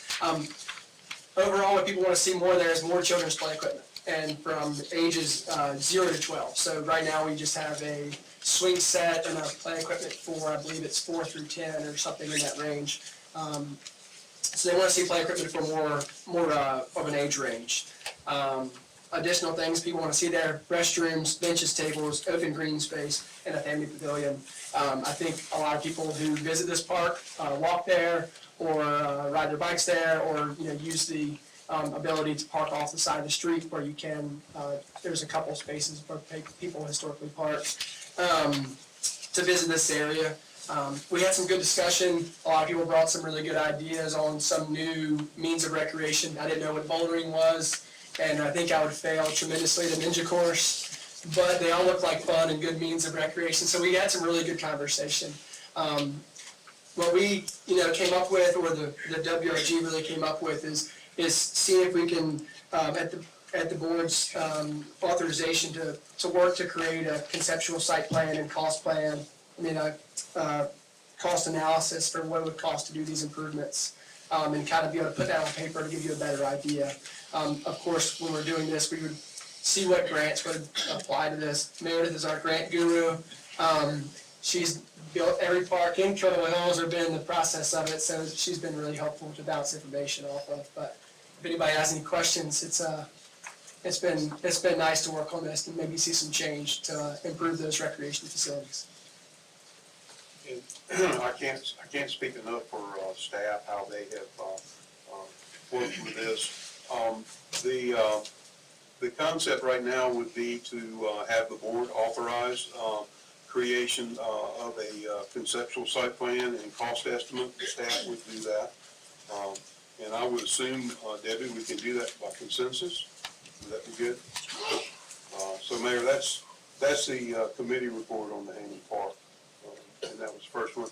Also, if the members of the committee would stand and, identify yourself, I think we have 2 or 3 people that are in attendance, and, just go ahead and stand and identify yourself, and, y'all have done a fabulous job. Thank you so much. We've got more work to do though, so. Hello.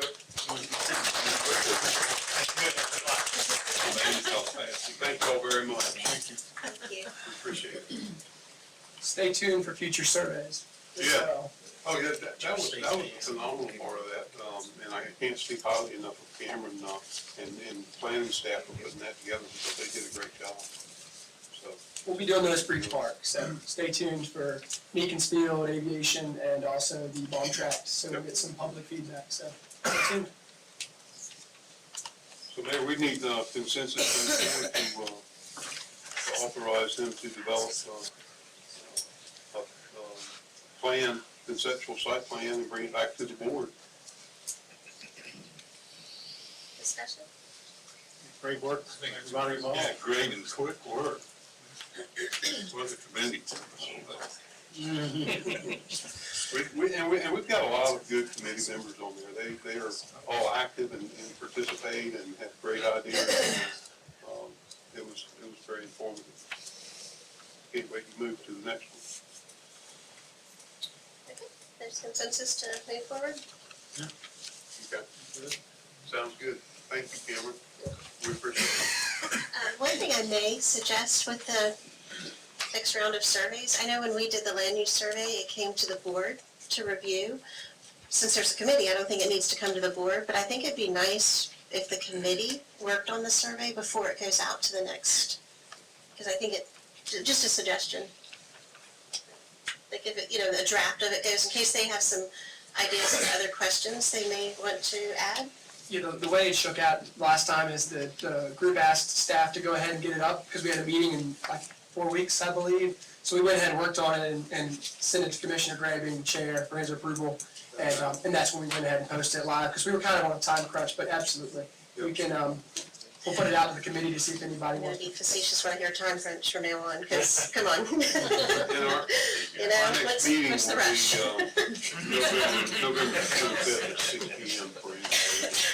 Okay, thank you, sorry. Okay, let's move on. Are there any other committee reports? I'd like to invite Sue Kelly to talk about the Community Appearance Commission. I can walk.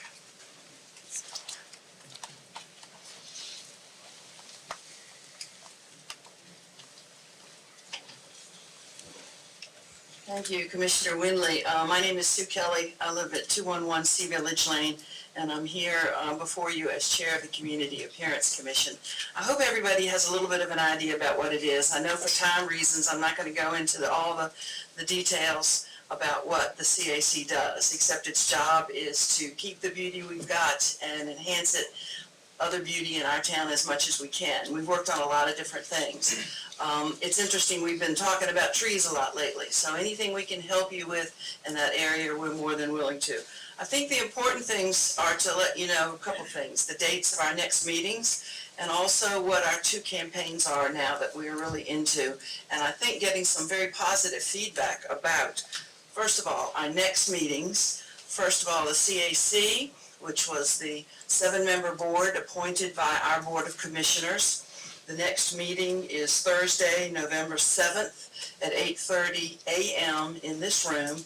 And we have yet to not complete by 10 a.m. That's our goal. So if you'd like to join us as an observer, and maybe later, should there be positions to be filled, express an interest in serving, please come. The meetings are open to anybody who wants to come. That same night, you get a second opportunity to participate in this concept because our Kick Butt Task Force meets that evening in this room at 6 p.m.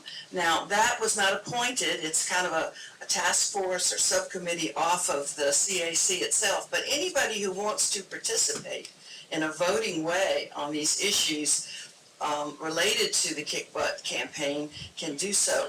Our recommendations go to the Board of Commissioners, and they ultimately determine what we do and what money we can spend. The two things that we're doing, this Kick Butt thing that I'm talking about, perhaps you've seen at all 18 of our beach accesses these wonderful PVC, blue PVC pipes that are butt containers. This is a campaign that is trying to make an inroad into the number of cigarette butts that are thrown in our town, on the beach, on the road, in the bushes. They're dangerous fire-wise, talk to Chief about that, and they're nasty. I won't go into the details. They're not what people think they are, and we want to make it possible for people to have a place they can safely, cleanly put their cigarette butts. So they're at the accesses. We have other things around town with our logo, and we're constantly working on this to improve it. We've gotten some decent attention to it, and I think it has the potential to bring some interest of people to the town.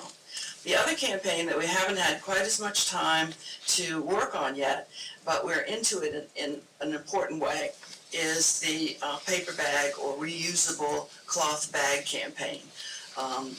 I've seen lots of articles about how well campaigns around the country to eliminate the use of plastic bags, how they've really worked well. So we all kind of got hurt by the fact that we were doing well with it for 6 years and then it was lost. So we're trying to get people to volunteer to do it. We've been giving out some bags, and we're going to do some more bags to bring people's attention to this. And this is something that people who want to get involved in, I hope you'll come join us. It's an important time of the year because a lot of things are going on with our families and the residents. Our next activity that we'll be attending will be the Halloween parade on Sunday the 27th, October 27th at Frog Pond. So we'll be there with a lot of other not-for-profits in order to spread our message and hand out our little butt containers. I should have brought some in here with me so I could hand them out. It's a little pocket container where you can put your butts so you can come to a good, legal, safe place to put them. And we bought those, the town bought those, and we've distributed those free of charge as we are doing with the bags and working through these things. We're also getting geared up to work on the Community Appearance Awards, which will be made after the first of the year. We do that every 2 years for businesses that have made improvements or have maintained attractive businesses. I would be more than happy to talk with people about anything. As a former government teacher, I'm reminded of the thing that I think Bismarck said, that laws are like sausages, and sometimes it's best not to see them being made. I think this is what it's all about. I wish this room looked like this every single meeting that these folks have, and I'm so glad that everybody came. And I'm going to take one more personal thing to say my personal thanks to Mayor Sheila and to Commissioner Mike for all you have done. And the fact that I'm doing anything in my town has a lot to do with the kind of stuff I got from you guys, all of you. So thank you very much for everything you do.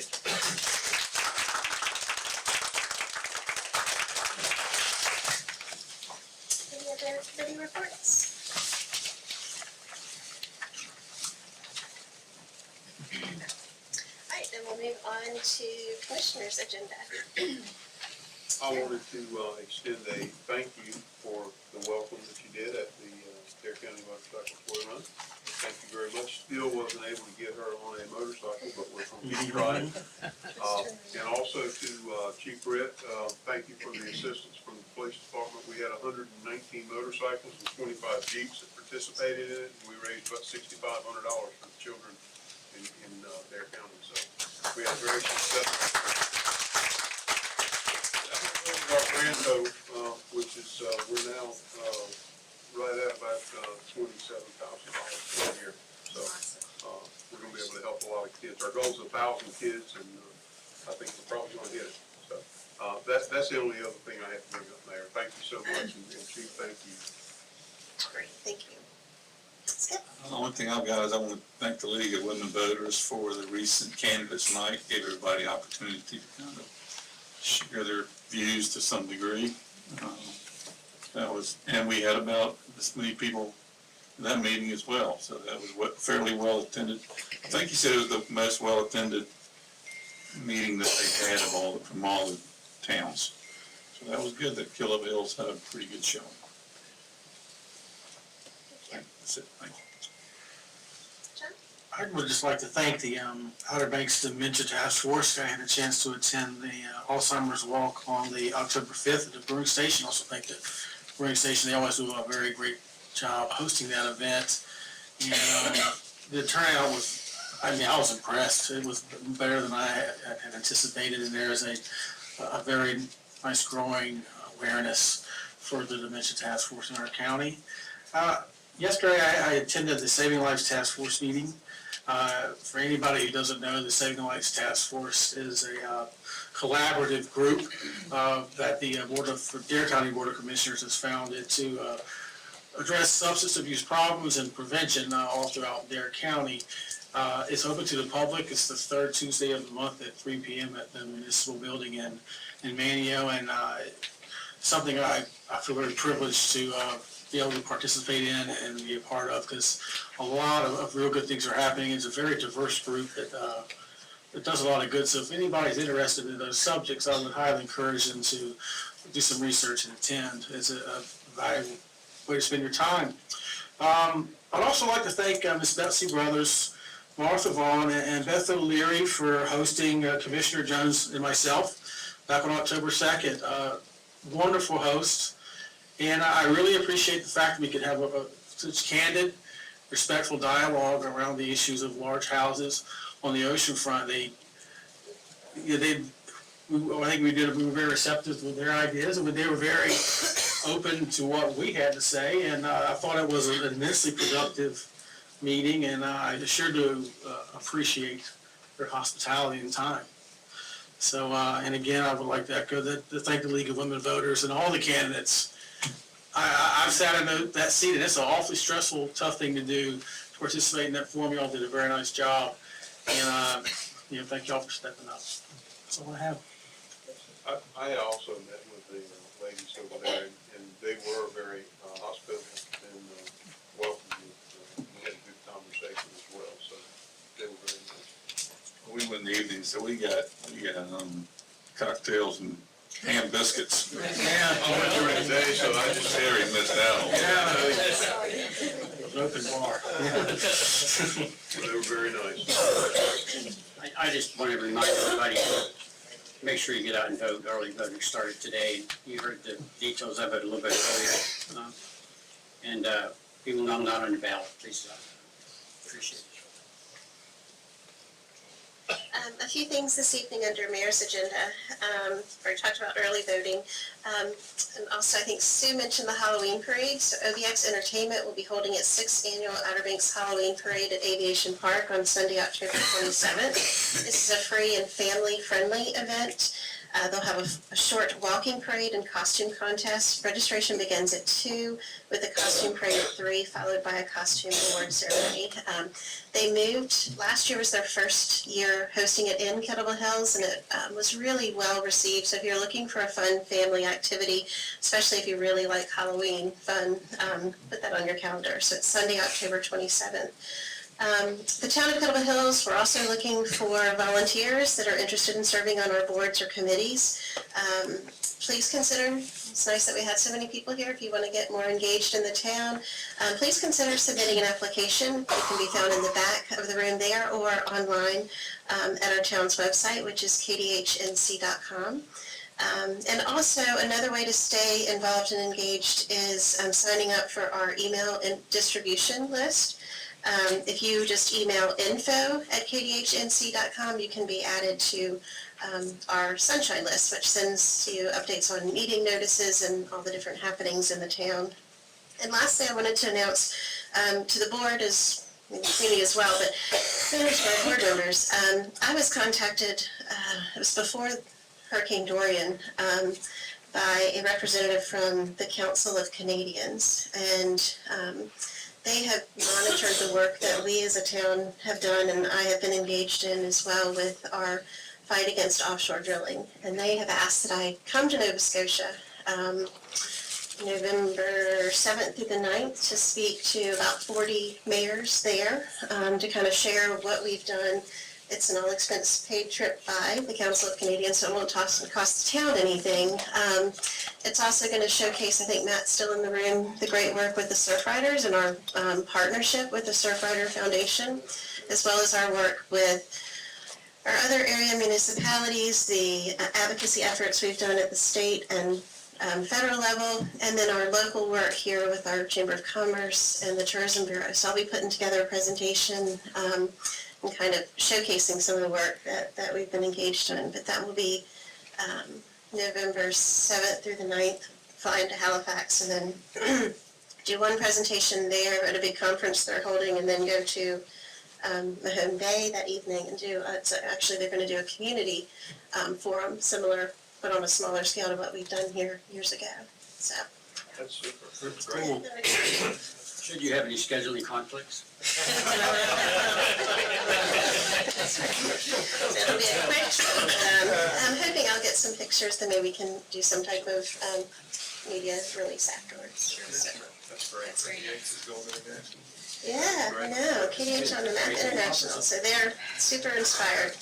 They're a little bit behind the fight, and so they are really trying to rally their municipalities to do similar work as to what's happened here. So, that's all I have, so we'll move to town manager's agenda. Town attorney's agenda? Consent agenda? Yes, ma'am. First item on the consent agenda is the minutes from the September 11th, 2019 meeting. Second, the monthly report. Number 3 is a budget amendment to appropriate 2019-2020 Government Education Access Channel Grant. Number 4 is a uniform guidance, conflict of interest, and gift policy. This is adoption of this policy will satisfy federal regulations to maintain written policies and procedures of conduct covering conflict of interest by local governments that receive and extend federal finance assistance such as FEMA and other programs. Approval of the consent agenda will record your approval of the policy. Number 5 is the appointment of a tax collector. Even though Dare County does collect our taxes, the statutes do require that we appoint a tax collector, and would recommend to the board appointing Finance Department Accountant Angel Westcott Dowdy as the Turtle Hills tax collector. This is due to our previous accountant retiring. And then lastly, an ordinance enacting and adopting supplement number 16 to the Code of Ordinances for the town. The town recently received its supplement 16 to the town code. This ordinance is presented at this time for adoption of the supplement as completed by American Legal Publishing Corporation. This action reinforces the board's earlier action in adopting the ordinances that comprise the supplement. It's been reviewed and found to be accurate, and approval of the consent agenda will record approval of this ordinance. Staff recommends approval of consent agenda as presented, and a motion would be in order. So moved. Is there a second? Second. Motion is second, any discussion? All those in favor, please signal by saying aye. Aye. Any opposed? Great, thank you. Okay, so we now come upon the time for the public forum. We're going to relocate to the table, but I will call for just a 5-minute break to relocate, and if you need to take care of anything in that 5 minutes, please do, and then we'll reconvene.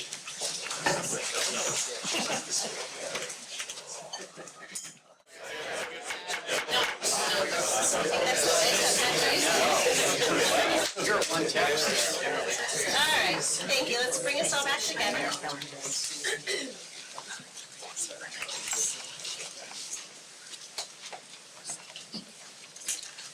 Okay, so thank you for those of you who are still with us. We do this twice a year where we have a public forum, and we invite the public to just come share any of their thoughts, their questions, their concerns, their needs, or sometimes their celebrations. It is 10 till 8. We have no set time limit, other than we do want to be respectful and allow anyone who wants to share to be able to do so. I know we have a group, the No Mini Hotels, who has requested to share. I don't know if they requested to share first, but it makes sense because they have a presentation to let them share first. And then what I would like to do is anyone who wants to speak to that topic, go ahead and speak at that point, and then after those, so we keep topics together, and then we can move and discuss the next topic, just as a way to kind of work through the forum this evening. I already gave you matches. Well, I think some people spoke during the public comment, which was fine too, because obviously that's part of the meeting and record, and there were some action items from there, so. So with that, I welcome who's speaking tonight. We have one speaker for the No Mini Hotels, or I can. I think it's, Miss O'Leary and Mr. Hunter here. Is that? Would you like to? Oh, I'm sorry, That's okay. I'm not here. Stop me. That's all right, I am Okay. a little under the weather, so my voice may That's not okay, project. Martha, you can step up here too. And I don't have to say my address and all that stuff, do I have to just? We would like that, because this is part of the public record, anyone that speaks tonight, so if you still would identify yourself by name and I don't address, mind. that would be great. Okay. I'm Beth O'Leary, my address is 1219B South Virginia Deer Trail. Good evening, I'm Martha Vaughn, 1217C, South Virginia Deer Trail. Live in a cottage court, 73 years old. You don't have to give your age if you don't wish to. I'm single. No, I'm sorry. And then missing, of course, is Betsy Brothers, and her address is 1215 South Virginia Deer Trail. All right, so the way we're gonna present tonight, I'm gonna read an opening statement, and then Martha's gonna present our PowerPoint. So, first let me thank everyone for coming tonight. It's a great turnout. I don't know if you were all following our Facebook page, but I'm touched if you were. When I was a first grader, I loved this song by Joni Mitchell, The Big Yellow Taxi. The refrain was catchy and went like this, and I'm not gonna sing it. Don't it always seem to go that you don't know what you've got till it's gone? They paved paradise and put up a parking lot. Love that song. That song pretty much sums up the situation we're discussing tonight. Through our research, as I'm sure you are all aware, the issue has been brought up to the town before in the last 5 years, several times.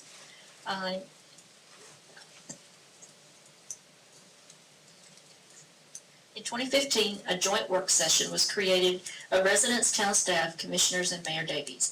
At that time, most of the same issues we bring tonight were discussed. After a few months, the town took no action, but would continue to monitor the situation.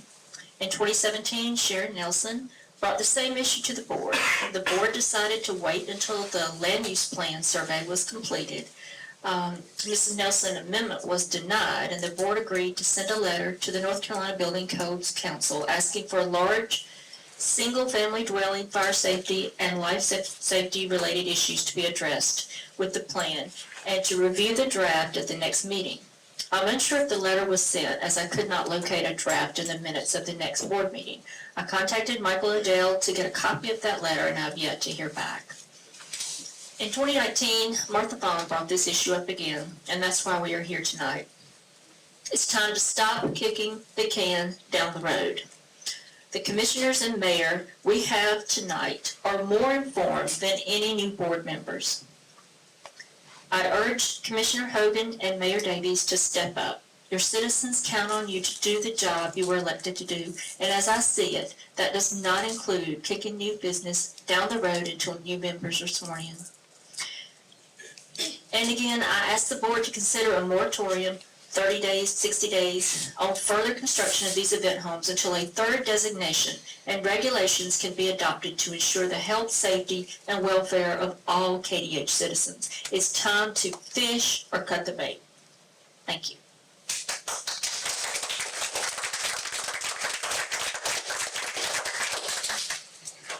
And I do have a packet of information, and I did not have time to make copies for each one of you.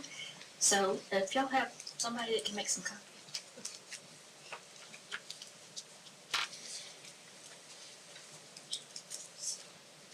Okay, here's our presentation in a nutshell. You've heard many of these comments tonight, but I think they're worth repeating.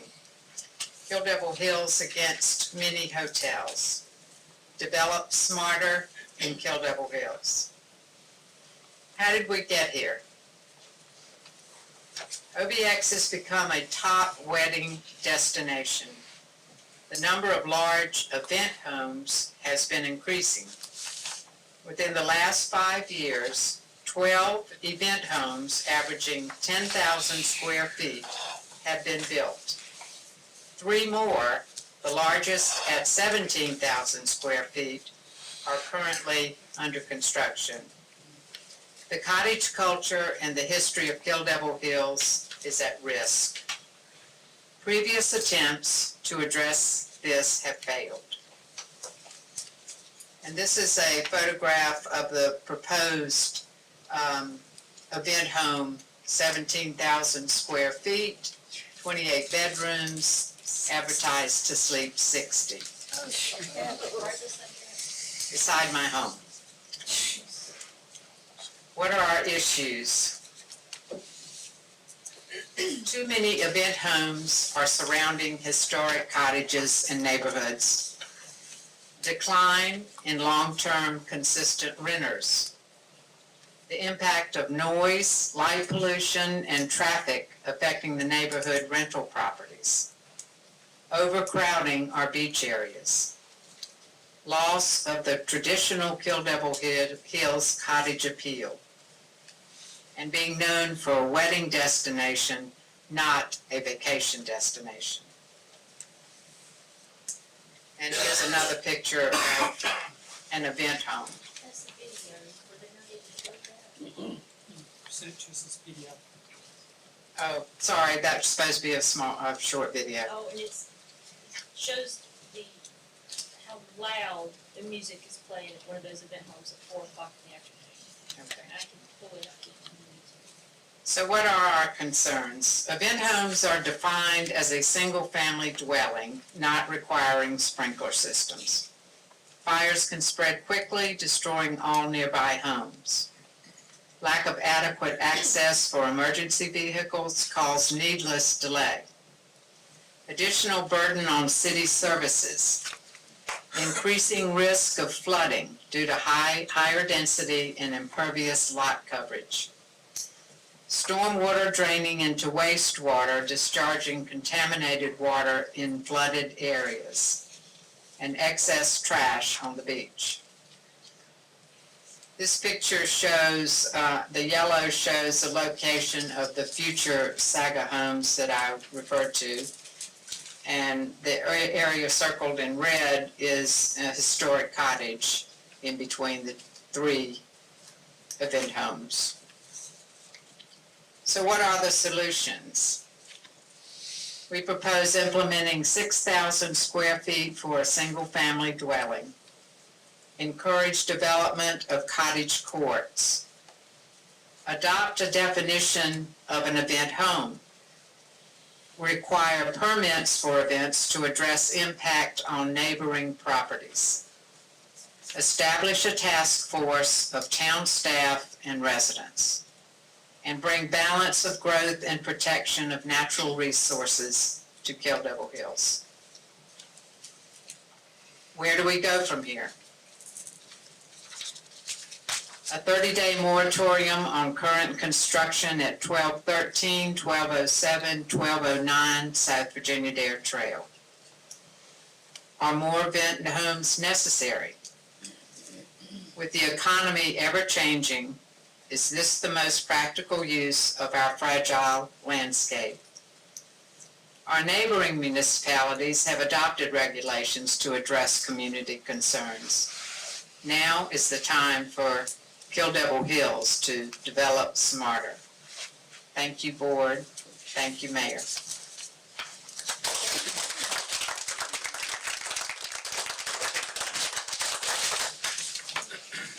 And I just have a few closing remarks.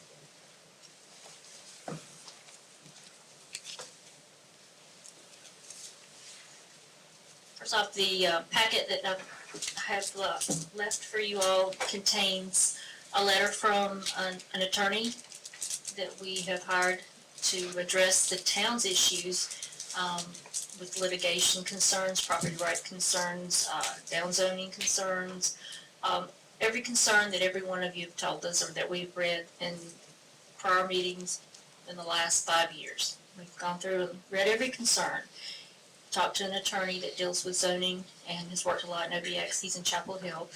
And he has sent all of you a letter that I also included in our packet. Also in that packet, there is a letter from someone who rents here traditionally for years. She complained, her name is Bev Kaufman. I believe she sent Mayor Davies a letter back a few months ago complaining about an event home. She also sent a letter to Joe Lamb.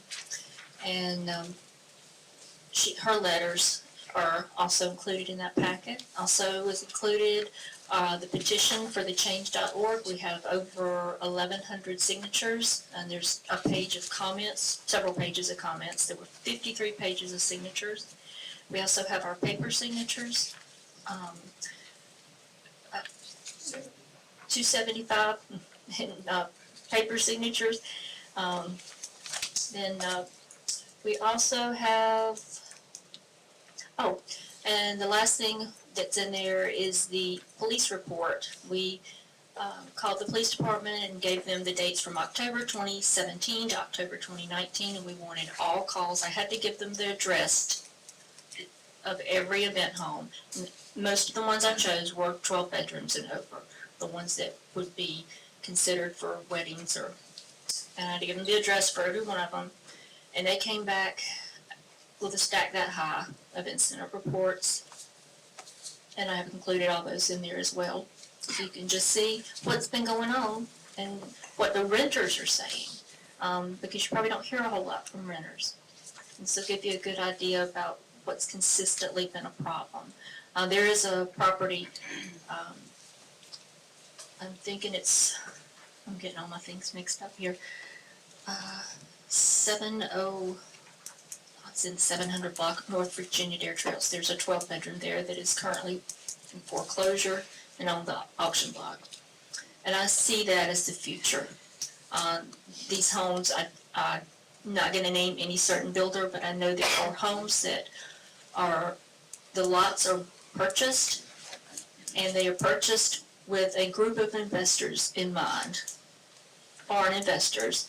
And they are purchased, home is designed for the lot, and then it is sold as a package to investors. And these groups of investors don't use it. They don't ever come. They're just looking for the money. And then, so whoever's building it, there's no vested interest in what happens to our land. There's no interest in what happens to the neighbors. There's no interest in what happens to our community. There's just the profit margin. And I know it's difficult in your position because you are looking for tax base, but at this time we're looking at redevelopment as the future of Kill Devil Hills, not development anymore, not on the ocean impact residential area. And that needs to be addressed in a different way moving forward, because I think what's happened is egregious and it's gone too far and it's been put off far too long. And I am disappointed. When I went back and read how many times this has been brought up, how many times people have begged, how many times you've said the same things. It's like, it's just a loop, always. And some of you are leaving and you really don't have anything to lose. I think it's time to step up and don't put it off until new members come in. That's no better than what's been going on the last 5 or 6 years. I think you owe everybody, every voice has stepped up. The people are passionate, and things can be done. And I think a moratorium is the only way at this point to stop what's going on. You can't even get the amendments that you want passed to help that you're trying to, and what you're trying to do is you're putting amendments in place to satisfy the residents' concerns. You're putting up buffers, you're helping with the off-street parking, you're doing a flood plan management, and you're all basing it on 6,000 square feet. So you're trying to fix the problem when the problem is defined and can be fixed in and of itself without adding all these amendments. Get a designation, put a special use permit, whatever, you get that designation, you get that special use permit. Those type of houses have to conform to that use. They have to have landscape, not everybody. But the ones that are currently there, they should. We should discourage any more. We shouldn't want any more of these places. God, how many 24-bedroom houses do we have to have in a row? Taking up the entire landscape where you can't even see from the street. From 12, you can't even see the ocean anymore. It's sad. We don't need any more. And property values, you don't get a guarantee that your property's going to resell for top dollar when you buy. You don't know tomorrow if a hurricane's going to take your entire house out and now the beach is going to be at the street. Then you get nothing for your property.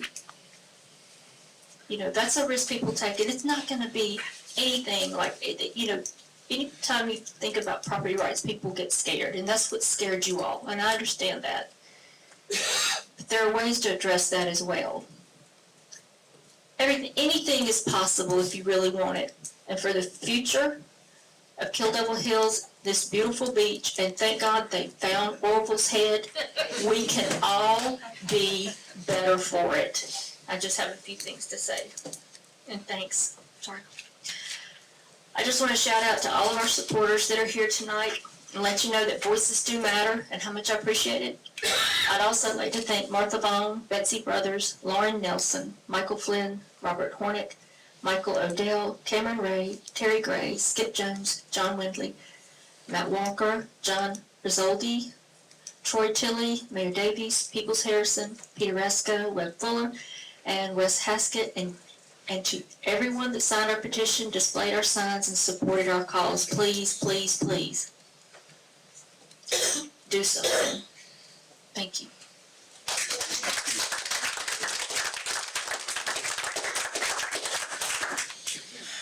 Would anyone else like to speak to this topic?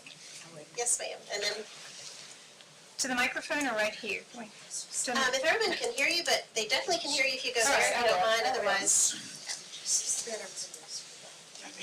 Yeah, it's preferred if you don't mind going to the podium so everyone can hear. Thank you. So the proposed amendments were tabled. So as a citizen, and I think everyone in this room, we are all citizens of Kill Devil Hills, what can be our expectation and give you a time frame? I want to know by what date this is going to be taken care of. Because all I keep hearing, I'm new, I've owned my house for 6 years. I retired 3 years ago. But everyone says this has been going on forever. So why can't it be fixed, is my question. I was a nurse, and if I practiced nursing the way this has been done, there would have been a lot more dead people in Shenandoah County. This is a problem. You've identified the problem. Why can't it be fixed? And then the other thing I just want to add, as a nurse, if you don't do something about these monster houses, who is going to, on your committee, talk to the woman whose husband has been burnt to death trying to save people in a fire because we haven't established limits for the size of these houses? Who's going to go to these little children, these 3 little children, and say, your daddy burned to death because we didn't have the courage to limit these structures? Who's going to do that? And why can't we do that? This is so foreign to me. Why, as a community, has this not been solved? As a nurse, I've taken care of firemen who have burnt to death. It's not a good thing. So this is just not the people who are renting the house. These are the people who live and work in our community and who are going to have to take care of the problems in those structures. Thank you.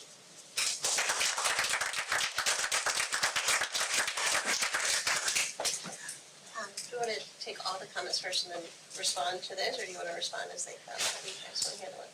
Keep getting the comments. Get all the comments in? Just give everybody a chance to talk. Okay, we'll respond to some of the questions that you had. After anyone else who wants to speak on this topic. Yes, ma'am, welcome, excuse me.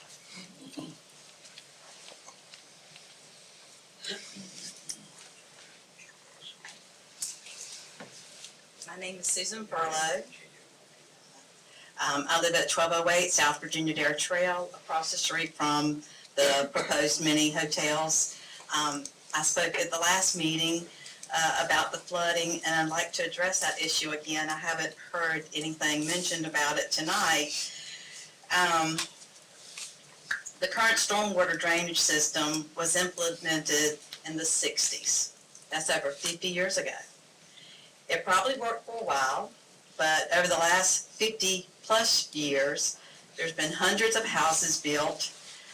So that means more concrete and less ground for the water to absorb, for the rainwater. That's a lot of impermeable rooftops and concrete driveways and parking lots with the businesses. Stormwater that was once being absorbed in the ground has nowhere to go.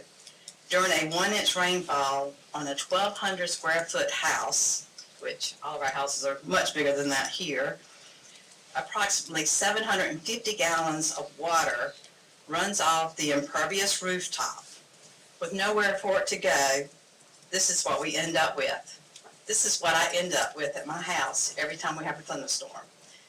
And this is after, this is after 7 hours of draining off my property. This is 15 inches of water. At one time, it was 30. This is between my house and the house beside me. Also, another, this was about 2 feet of water. This is my carport. This is where I've lost a vehicle because the flood water flooded my vehicle out. This is not, just a one-time event. This has been happening for years. This is the debris that I picked up for 8 hours out of the drain in front of my house. And this is the Bonzer Shack. They had to close. They had to close their business. That meant, the waitresses didn't get their pay, the cooks didn't get their pay, the bartenders, everybody. No one got paid that day because they had to close. Their parking lot was under about 10 inches of water. So now we're talking about building this new mini hotel, not just one, but 3. They're going to be directly across from this inadequate drain. This proposed house will be in excess of 15,000 square feet. I think it's going to be 17,000 square feet, with a concrete parking area to accommodate 28 cars. When it rains and all that impervious rooftop and driveway, where's all that stormwater going to go? Will it be contained on the lot site? Or will it be allowed to drain to the one Martin Atlantic drain that already has been proven to be grossly inadequate? I think it was Commissioner Jones that said, he explained the vested rights of current property owners. Speaking of the people that have bought the property to put the mini hotel on, what about the rights of the owners who have owned property for many, many years? What about us? We've been here paying our taxes, our Kill Devil Hills taxes, our Dare County taxes, trying to keep our heads above the floodwaters. What about us? Don't we have rights as well? Don't we have the right to feel secure in our homes? Every time that we have a thunderstorm, you're worried about, are we going to flood again? Am I going to lose my bottom floor, which has come so close so many times? So, in saying all that, it just seems like it's time for us to do something. We're going to keep building these huge houses and causing more stormwater drainage problems. So we need to fix one problem before we move on to something else. And, that's all I really have to say. It's some really gross contaminated water, and I'm really hoping that someone's going to be done with it at some point in time. Thank you. Is there anyone else that wants to speak on this topic?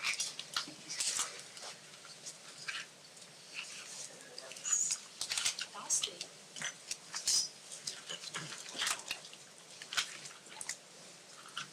We're directly across from Susan. So we watch her lot fill up under her house. It goes over to, there's a little shopping area that has Food Dudes and they fill up as well, that parking lot.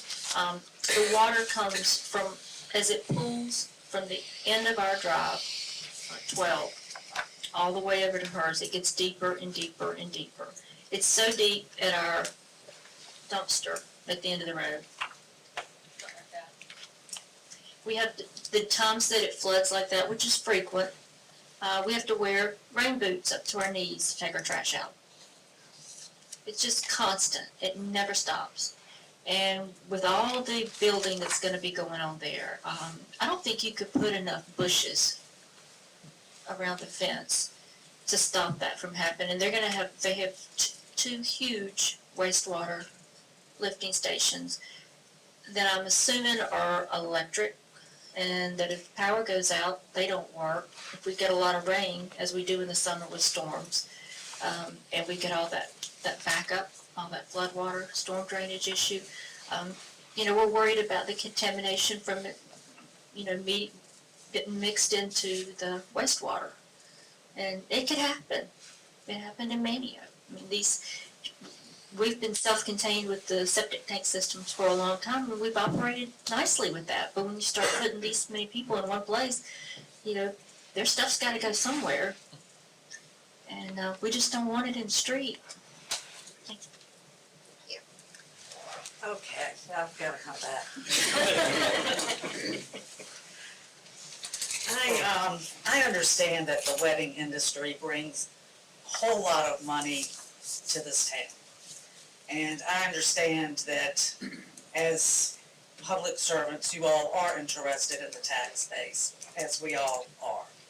However, this wedding, we are in a boom right now. This will bust. I'm sorry, but Mary Beth is not going to want to go to the same destination wedding place as Cindy Lou had her wedding, okay? This is just a boom right now. There's going to be a bust, and then where are we going to be? You all really need to take this into account. I know as Southerners that we have a tendency to be very welcoming. Perhaps we brought that welcome mat out a little bit too far out. I have some suggestions on that, which I will bring out at another time. I think this has gone on long enough for this evening. But I really think that you all need to take into consideration that these monstrosities do not belong on the narrow lots that are on our ocean front. As I said before, they are commercial enterprises. They are not homes. And I cannot tell you how many people I ran down this summer on the beach that were throwing off firecrackers, even when there was an offshore breeze and we were in drought conditions. It takes nothing but a spark for all of these wooden homes to go up like that. I think you've heard that time and time again here this evening. So I really think that the smartest move, instead of, holding back, don't want to do anything yet, we're not sure about this yet, fine, take your time. But in the meantime, let's do a moratorium on these monstrosities, these mini hotels. Put a moratorium in place until we can come up with a plan. That seems like the most reasonable thing to do at this point in time.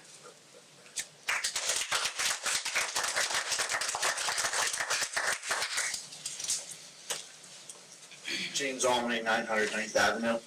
It's kind of interesting, over the 15 years that I've lived here, every time election time rolls around, there's always some issue that seems to be, that it seems to be a big deal. You know, the easy decisions that you make, although, you know, it's not a big deal, there's not a lot of controversy, but there's always something. There's the Lowe's, there's the height restrictions, there's the chickens, and now we have these big homes. You know, it's always something. And, you know, I'm a little disappointed as we have this conversation, because it does take courage to make tough decisions. And this is a tough decision, and I think that we need to show a little more courage tonight. I, for one, you know, after tonight is over, you know, we have, I think, 5 candidates here that are running today. I, for one, am going to speak with each one of them, because I don't want to put them all on the spot to find out what their decision would have been if they were sitting in those chairs right now. Because I think that will be very interesting, because it will impact the way I vote about what's transpired tonight.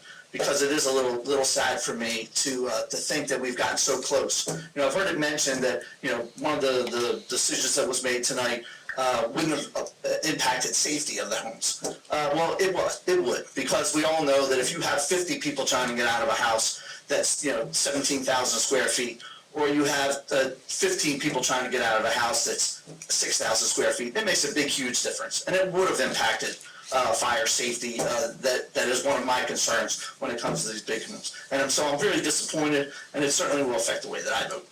Thanks.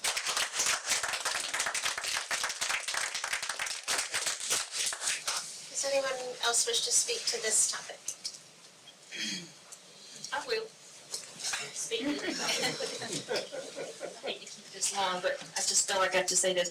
I was at the same meeting that, I'm assuming that you were at the meet and greet that was last week, where we met the candidates and the new mayor candidates.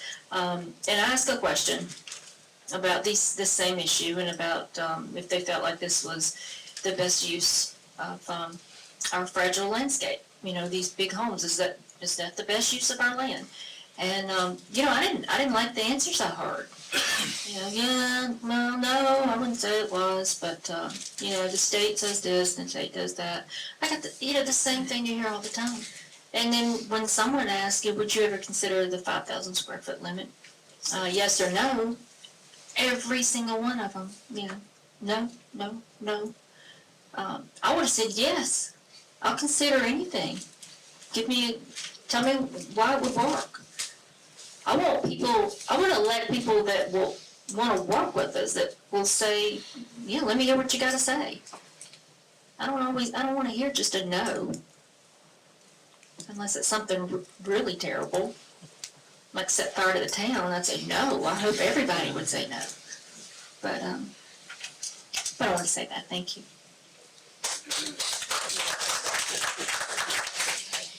Anyone else on this topic?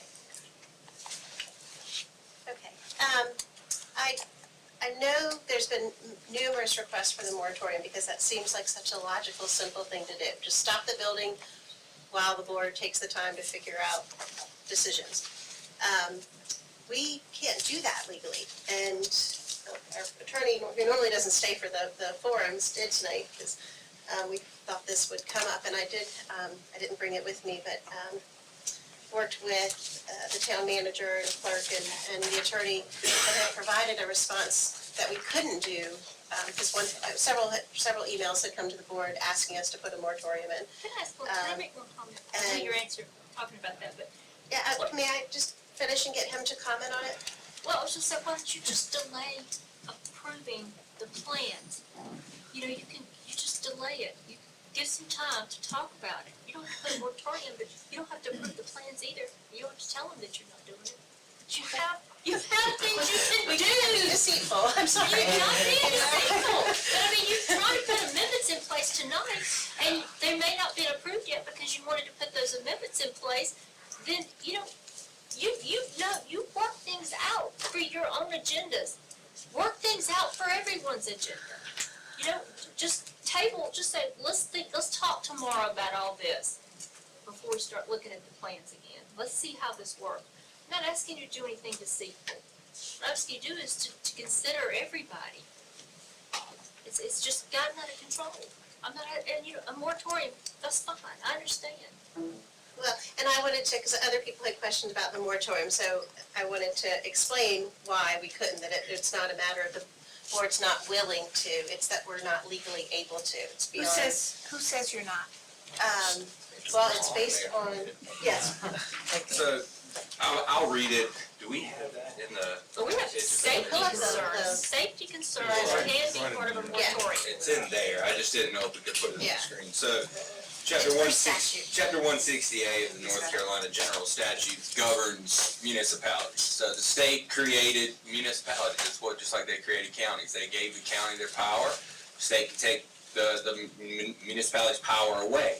So my point there is saying the town, every board of commissioners, every member here has to abide by chapter 160A. Okay, now what it says here, 168-381E, and this is actually specific to moratoriums.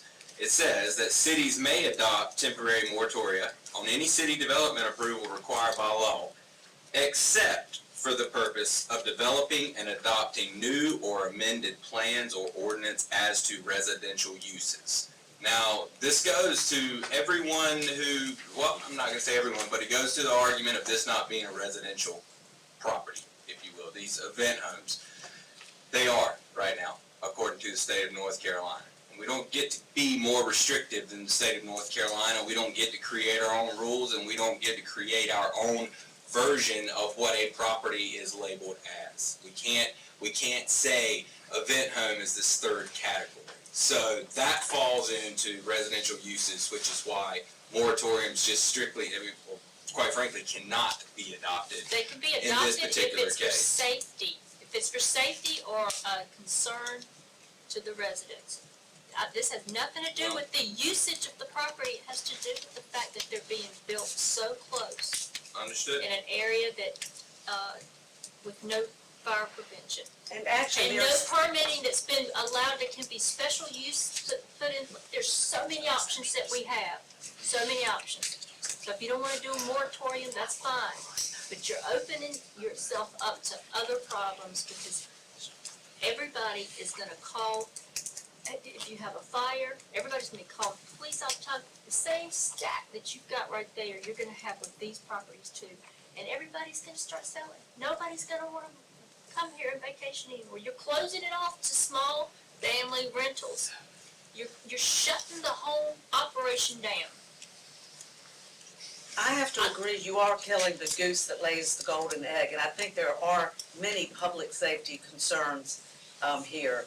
Not only the fire, but our roads cannot handle the amount of traffic that is coming in and out of the Outer Banks right now. I would love to see the number of people that are killed and maimed on our highways just getting to the Outer Banks And right how do now. we ever get? And what happens when we have a hurricane coming? Trying to get the number of people out of here. That is one of the reasons why the state of Florida is, by 2023, cutting out all building permits in the Keys because of the hurricanes and the evacuation issues. So I think we have some legal legs to stand on here. Not as to moratoriums, unfortunately. Well, I think we also need to look at the fact that nothing ever happened without trying to make some change. Nothing. How did we ever get this far? How did we ever get sprinkler systems put in buildings anyway? They were never part of the regulations. You know, you get things done because something looks bad. You gotta preach to the right party. Okay, does anyone else have any board member have any comments they want to share on this topic? Because there are other people here that if they have something, I want to make sure we give time. Just like to, one thing that was shared in the PowerPoint and that Commissioner Jones talked about earlier tonight, establish a task force of town staff and residents to take a deep look at this issue. And I know there's been some cynicism about previous task force, and we're kind of spinning our wheels here, but I think there's a genuine desire to give it a shot, and then maybe a solution can be found. And I feel a little more optimistic. I'd like to definitely explore that issue, and a positive example of task force working groups working is our West Side group that's going on right now. So it can render a desired result. So I like this, and I think the theme has come up a few times tonight, and it's definitely worth looking at. I'd like to take a shot.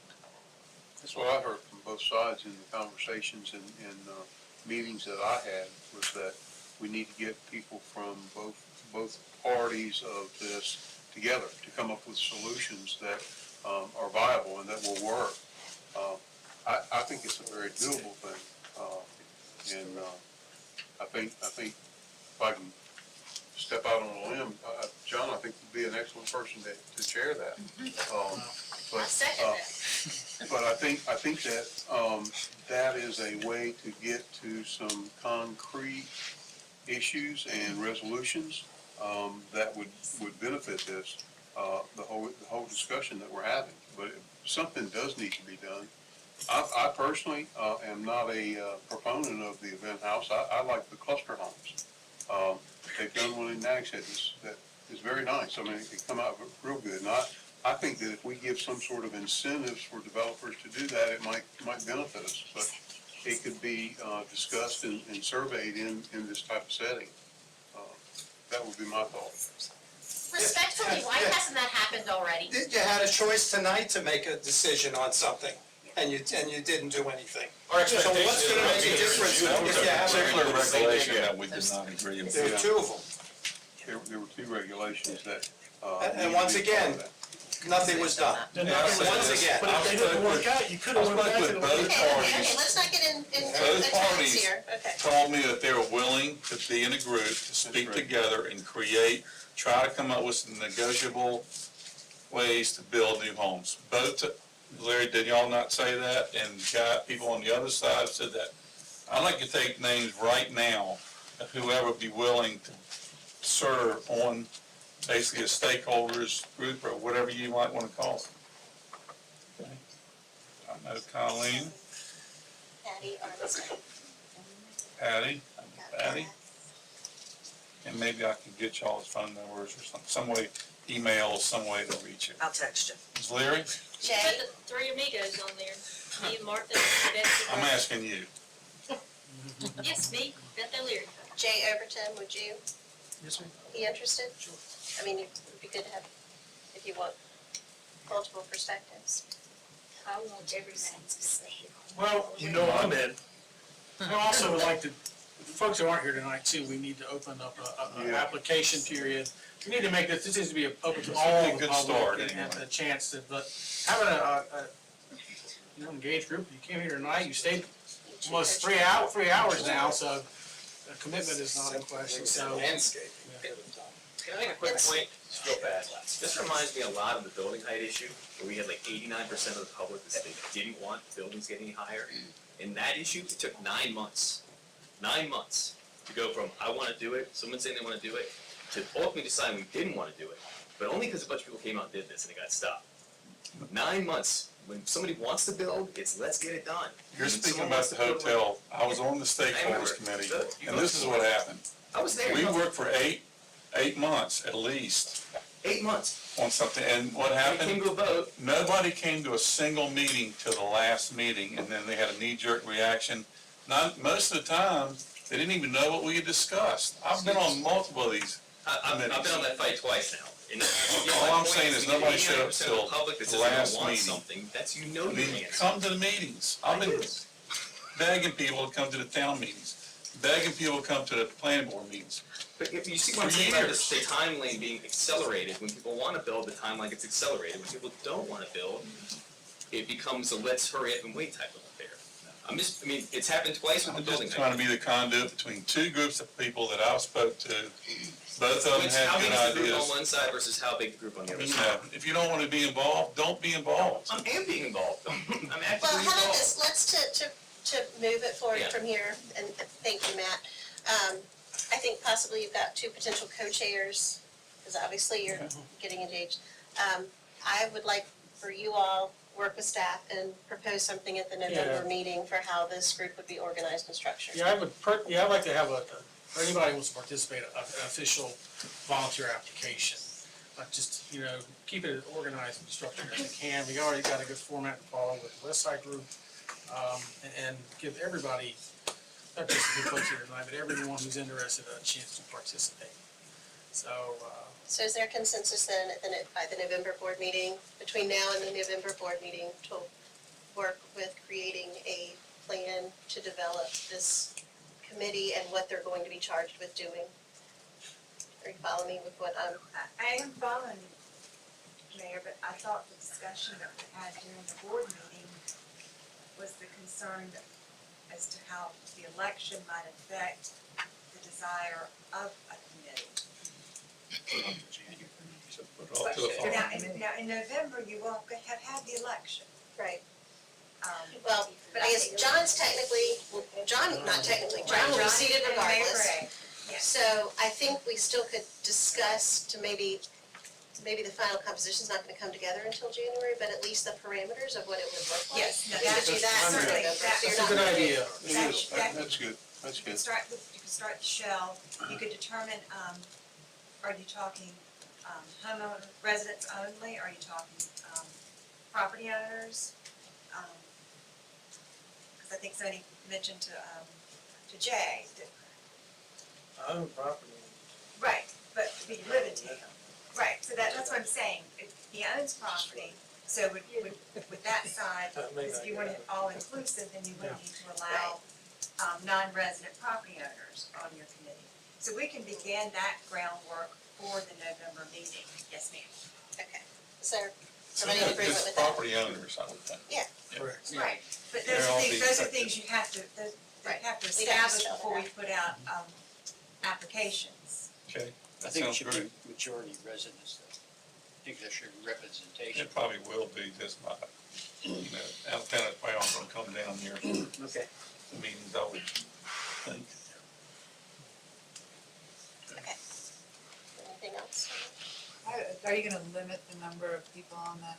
We would determine the number of members based on how many applications we get.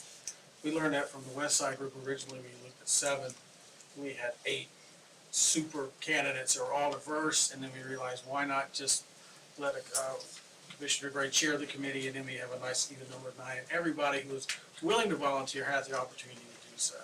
So I think we would, once we kind of charter this and get a draft of how it's gonna work, we would have time for people to submit applications. We would decide once the application period ends, based on interest, how many members would be. You're probably good enough 20, but you could probably have 10 or something like that. It's just, how many folks on it? This doesn't really address the issues that we have right now, it's these 3 properties that are going up in our backyard. They're the ones that we have the most concern, it's not so much just future development, but it's also the concern that these are the 3 largest homes we've had so far going up within 5 lots. Within 5 lots, you've got 2 historic areas, and then these 3.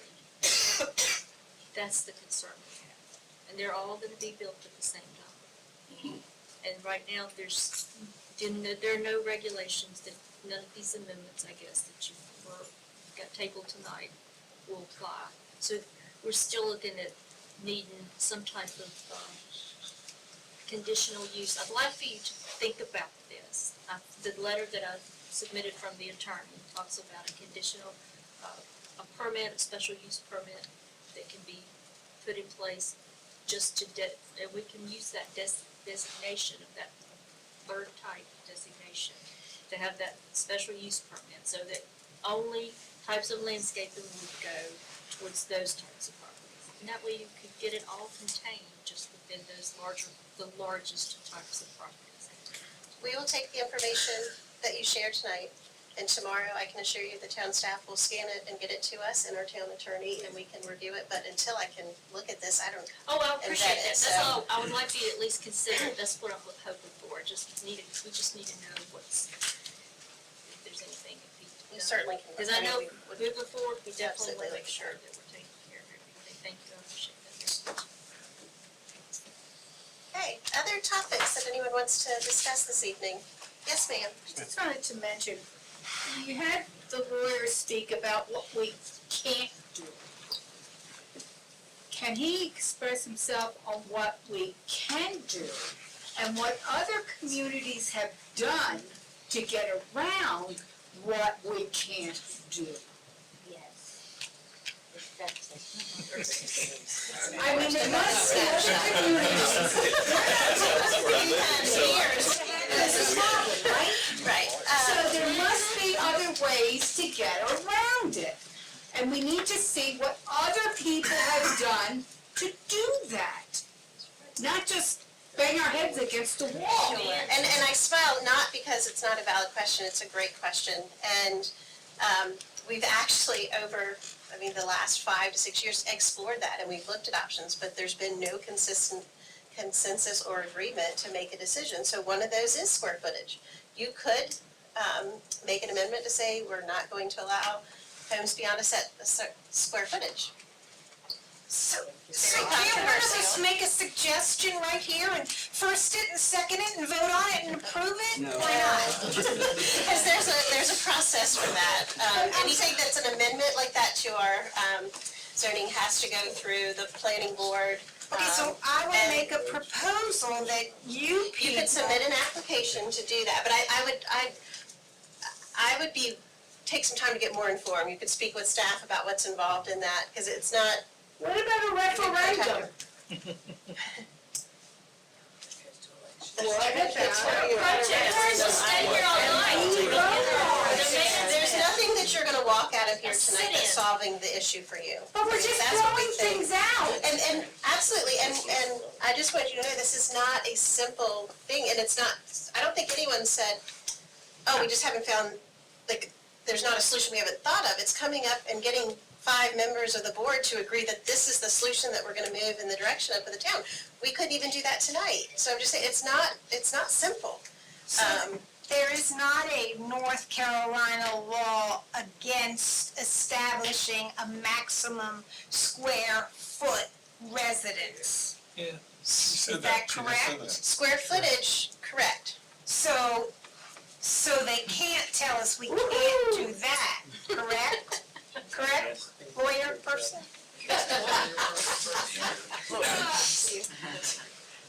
So it looks like that needs to be our thrust. We need to establish a square footage. There's nothing currently, I suppose, black Well, letter, there. black letter that says square footage can't be restricted. Now, that brings up a ton of gray area, however, as. Not if you make it a law for Kill Devil Hills, it's our law, you can't build a laws house. Well, that is part of what the board works and staff works very, very hard to do, is to avoid a situation where you think you've got a solution in drafting an ordinance. And then the builder, in this case, I would assume, if we're limiting square foot, the builder then sues. Well, then that goes up to the Supreme Court of North Carolina, and the Supreme Court of North Carolina says that that's an arbitrary and capricious decision of the town to limit based on square footage. There's no rational basis to say X lot size should only hold X square footage. So my point is, these are the type of things that come out, and you do all that work and you put all that effort in, and you've got that solution only to have it thrown out by a high court. Now, that's something that the board works very, very hard to prevent, because the last thing, I'm sorry, How do the other towns do it? They've already changed their square footage. How are they not? did you know Nags Head was about to pull theirs? They're not pulling theirs. Okay. All right, I mean, I would hope they wouldn't. I mean, it's in the works, potentially. I don't know what, I know, but Nags Head is concerned. Now, this, well, again, they're cowards too then. So we possibly could do that. It could be, it could be done, possibly. Again, You gotta get 5 people you to take agree though, research and and, they're not. Mike, But just to let you know about that square footage thing, that was one of the questions I asked, and all 5 of the candidates are against it. Any sort of square footage limit, so. No, Mike, you you're gonna have didn't to come say up any with sort, another you said idea. 5,000 square Yeah. foot. And you said Exactly We said 5,000, Exactly. nobody, because everybody knows that you can't do that. Well, 5,000, I personally even think that's a little low, but 17,000 is ridiculous. I mean, it really is. That's why we're trying to have this group come together and come up, both sides have said, some said, well, we could go a little higher, they said they could come a little lower. I mean, are you afraid to get together and talk or not? No. We're gonna communicate and try to work it out or not? Can No, I think That's as all the I'm mayor trying to do decision, is we get- made that decision, we're going to. Skip, when you say two sides or both sides, Where's the other who's the other side? People that feel like their property rights be violated if they can't build what's currently on the regulations. Okay, where are they? Are they, and the reason why I'm asking is if you Some wanna. of them were here, some of them Okay, left. that's what I'm saying, if we wanna really pull representatives, people who feel strongly on either side of the issue, are they going to be people who are here in town, present, can go to meetings, or are these people who are investors who are not in town, but still have a They're strong all- voice with the Everyone board? I talked to lives here and was willing to work with one another to come up with the solution. So That's all I that can was say. one builder. No, there was more than one builder. Okay. Okay, so let me ask, is there anyone else here with any other topic tonight? Okay, Matt, do you have something? Do I need to go up there, or can I say it from here? If you can speak loudly enough I and was gonna, project. so first of all, thank you guys, I do appreciate what you guys are doing, these aren't easy decisions, I do know, that's for everyone who does, I've sat through a million of these things, and if it was easy, these meetings would last 10 minutes, we'd all be arguing about it, but I mean that wholeheartedly. The issue I wanna talk about actually does kind of relate to the stormwater issue, but I wanna talk about from the issue of actually being in that water, after Dorian, 7-day closure. I know everyone talks about the beach being our livelihood, the ocean is our livelihood, otherwise you just have sand. And moving forward with all these rains and the storms and the increased density, that is gonna be a topic that we need to think about really long-term, because it's one thing to have the governor of the state say you can't go in the water for a week in September. Last year it was July. That starts happening every week. You wanna talk about something that's gonna make people wanna go, not come to the beach?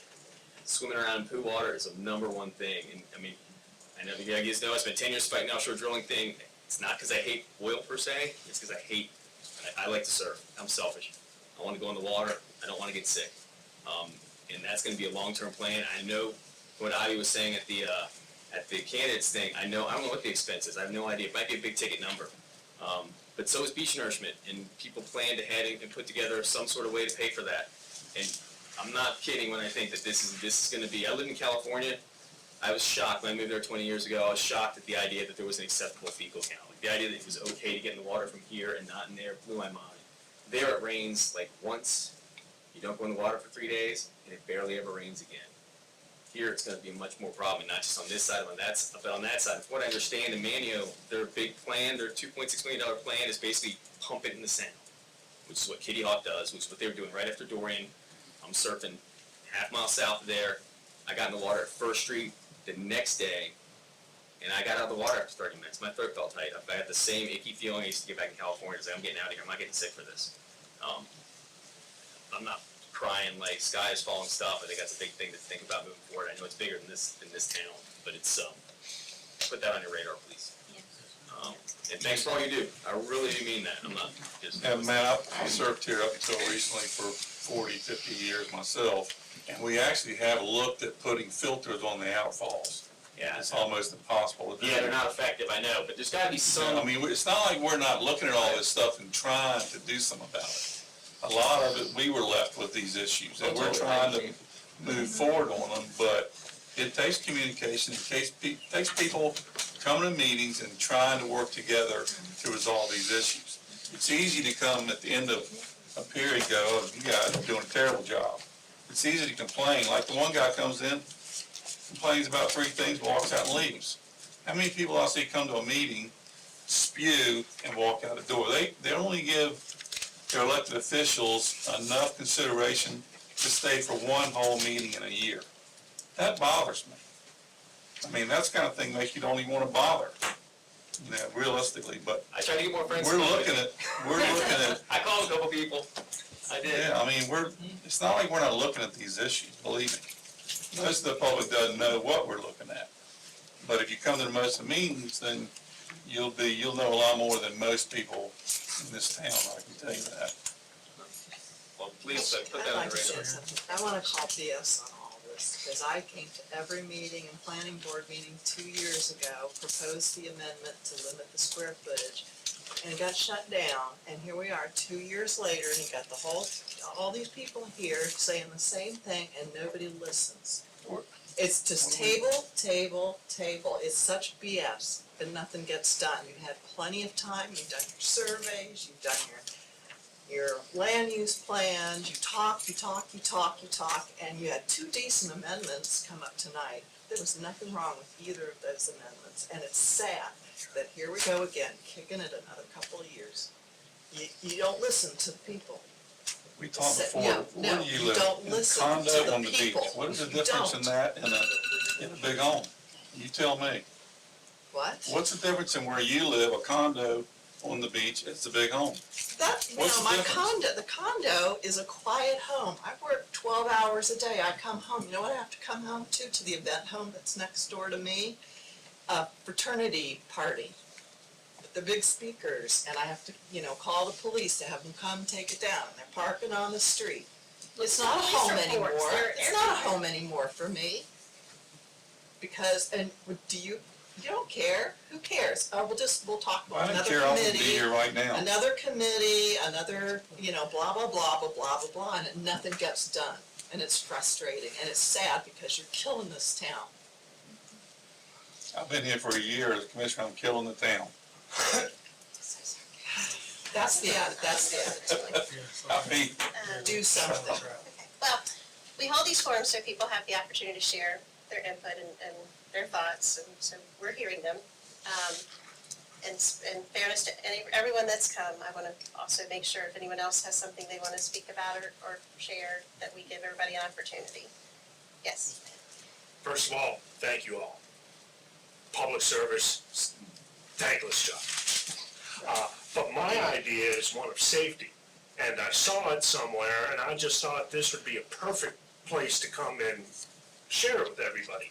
I saw a picture of these new stoplights, or actually stoplight accessories, where the entire arm of the bar is lit up with LEDs that correspond green, yellow, and red, so you can see it from much further distance away. And I think with all of the guests we have here, and whatnot, people unfamiliar, wouldn't it be nice that if you could see, because it's hard to see just the lantern, but if there was the whole arm, if you can envision it, all of it changing from green to yellow to red, you could see that a half a mile in advance. It might do a little bit to stop some of these bad accidents we have. That's just a thought. I know it's all DOT, I don't know if they would do it, but, it may be something that we could come together on a town, try it one place at one intersection, get some data, and then maybe, it'd be good for everybody.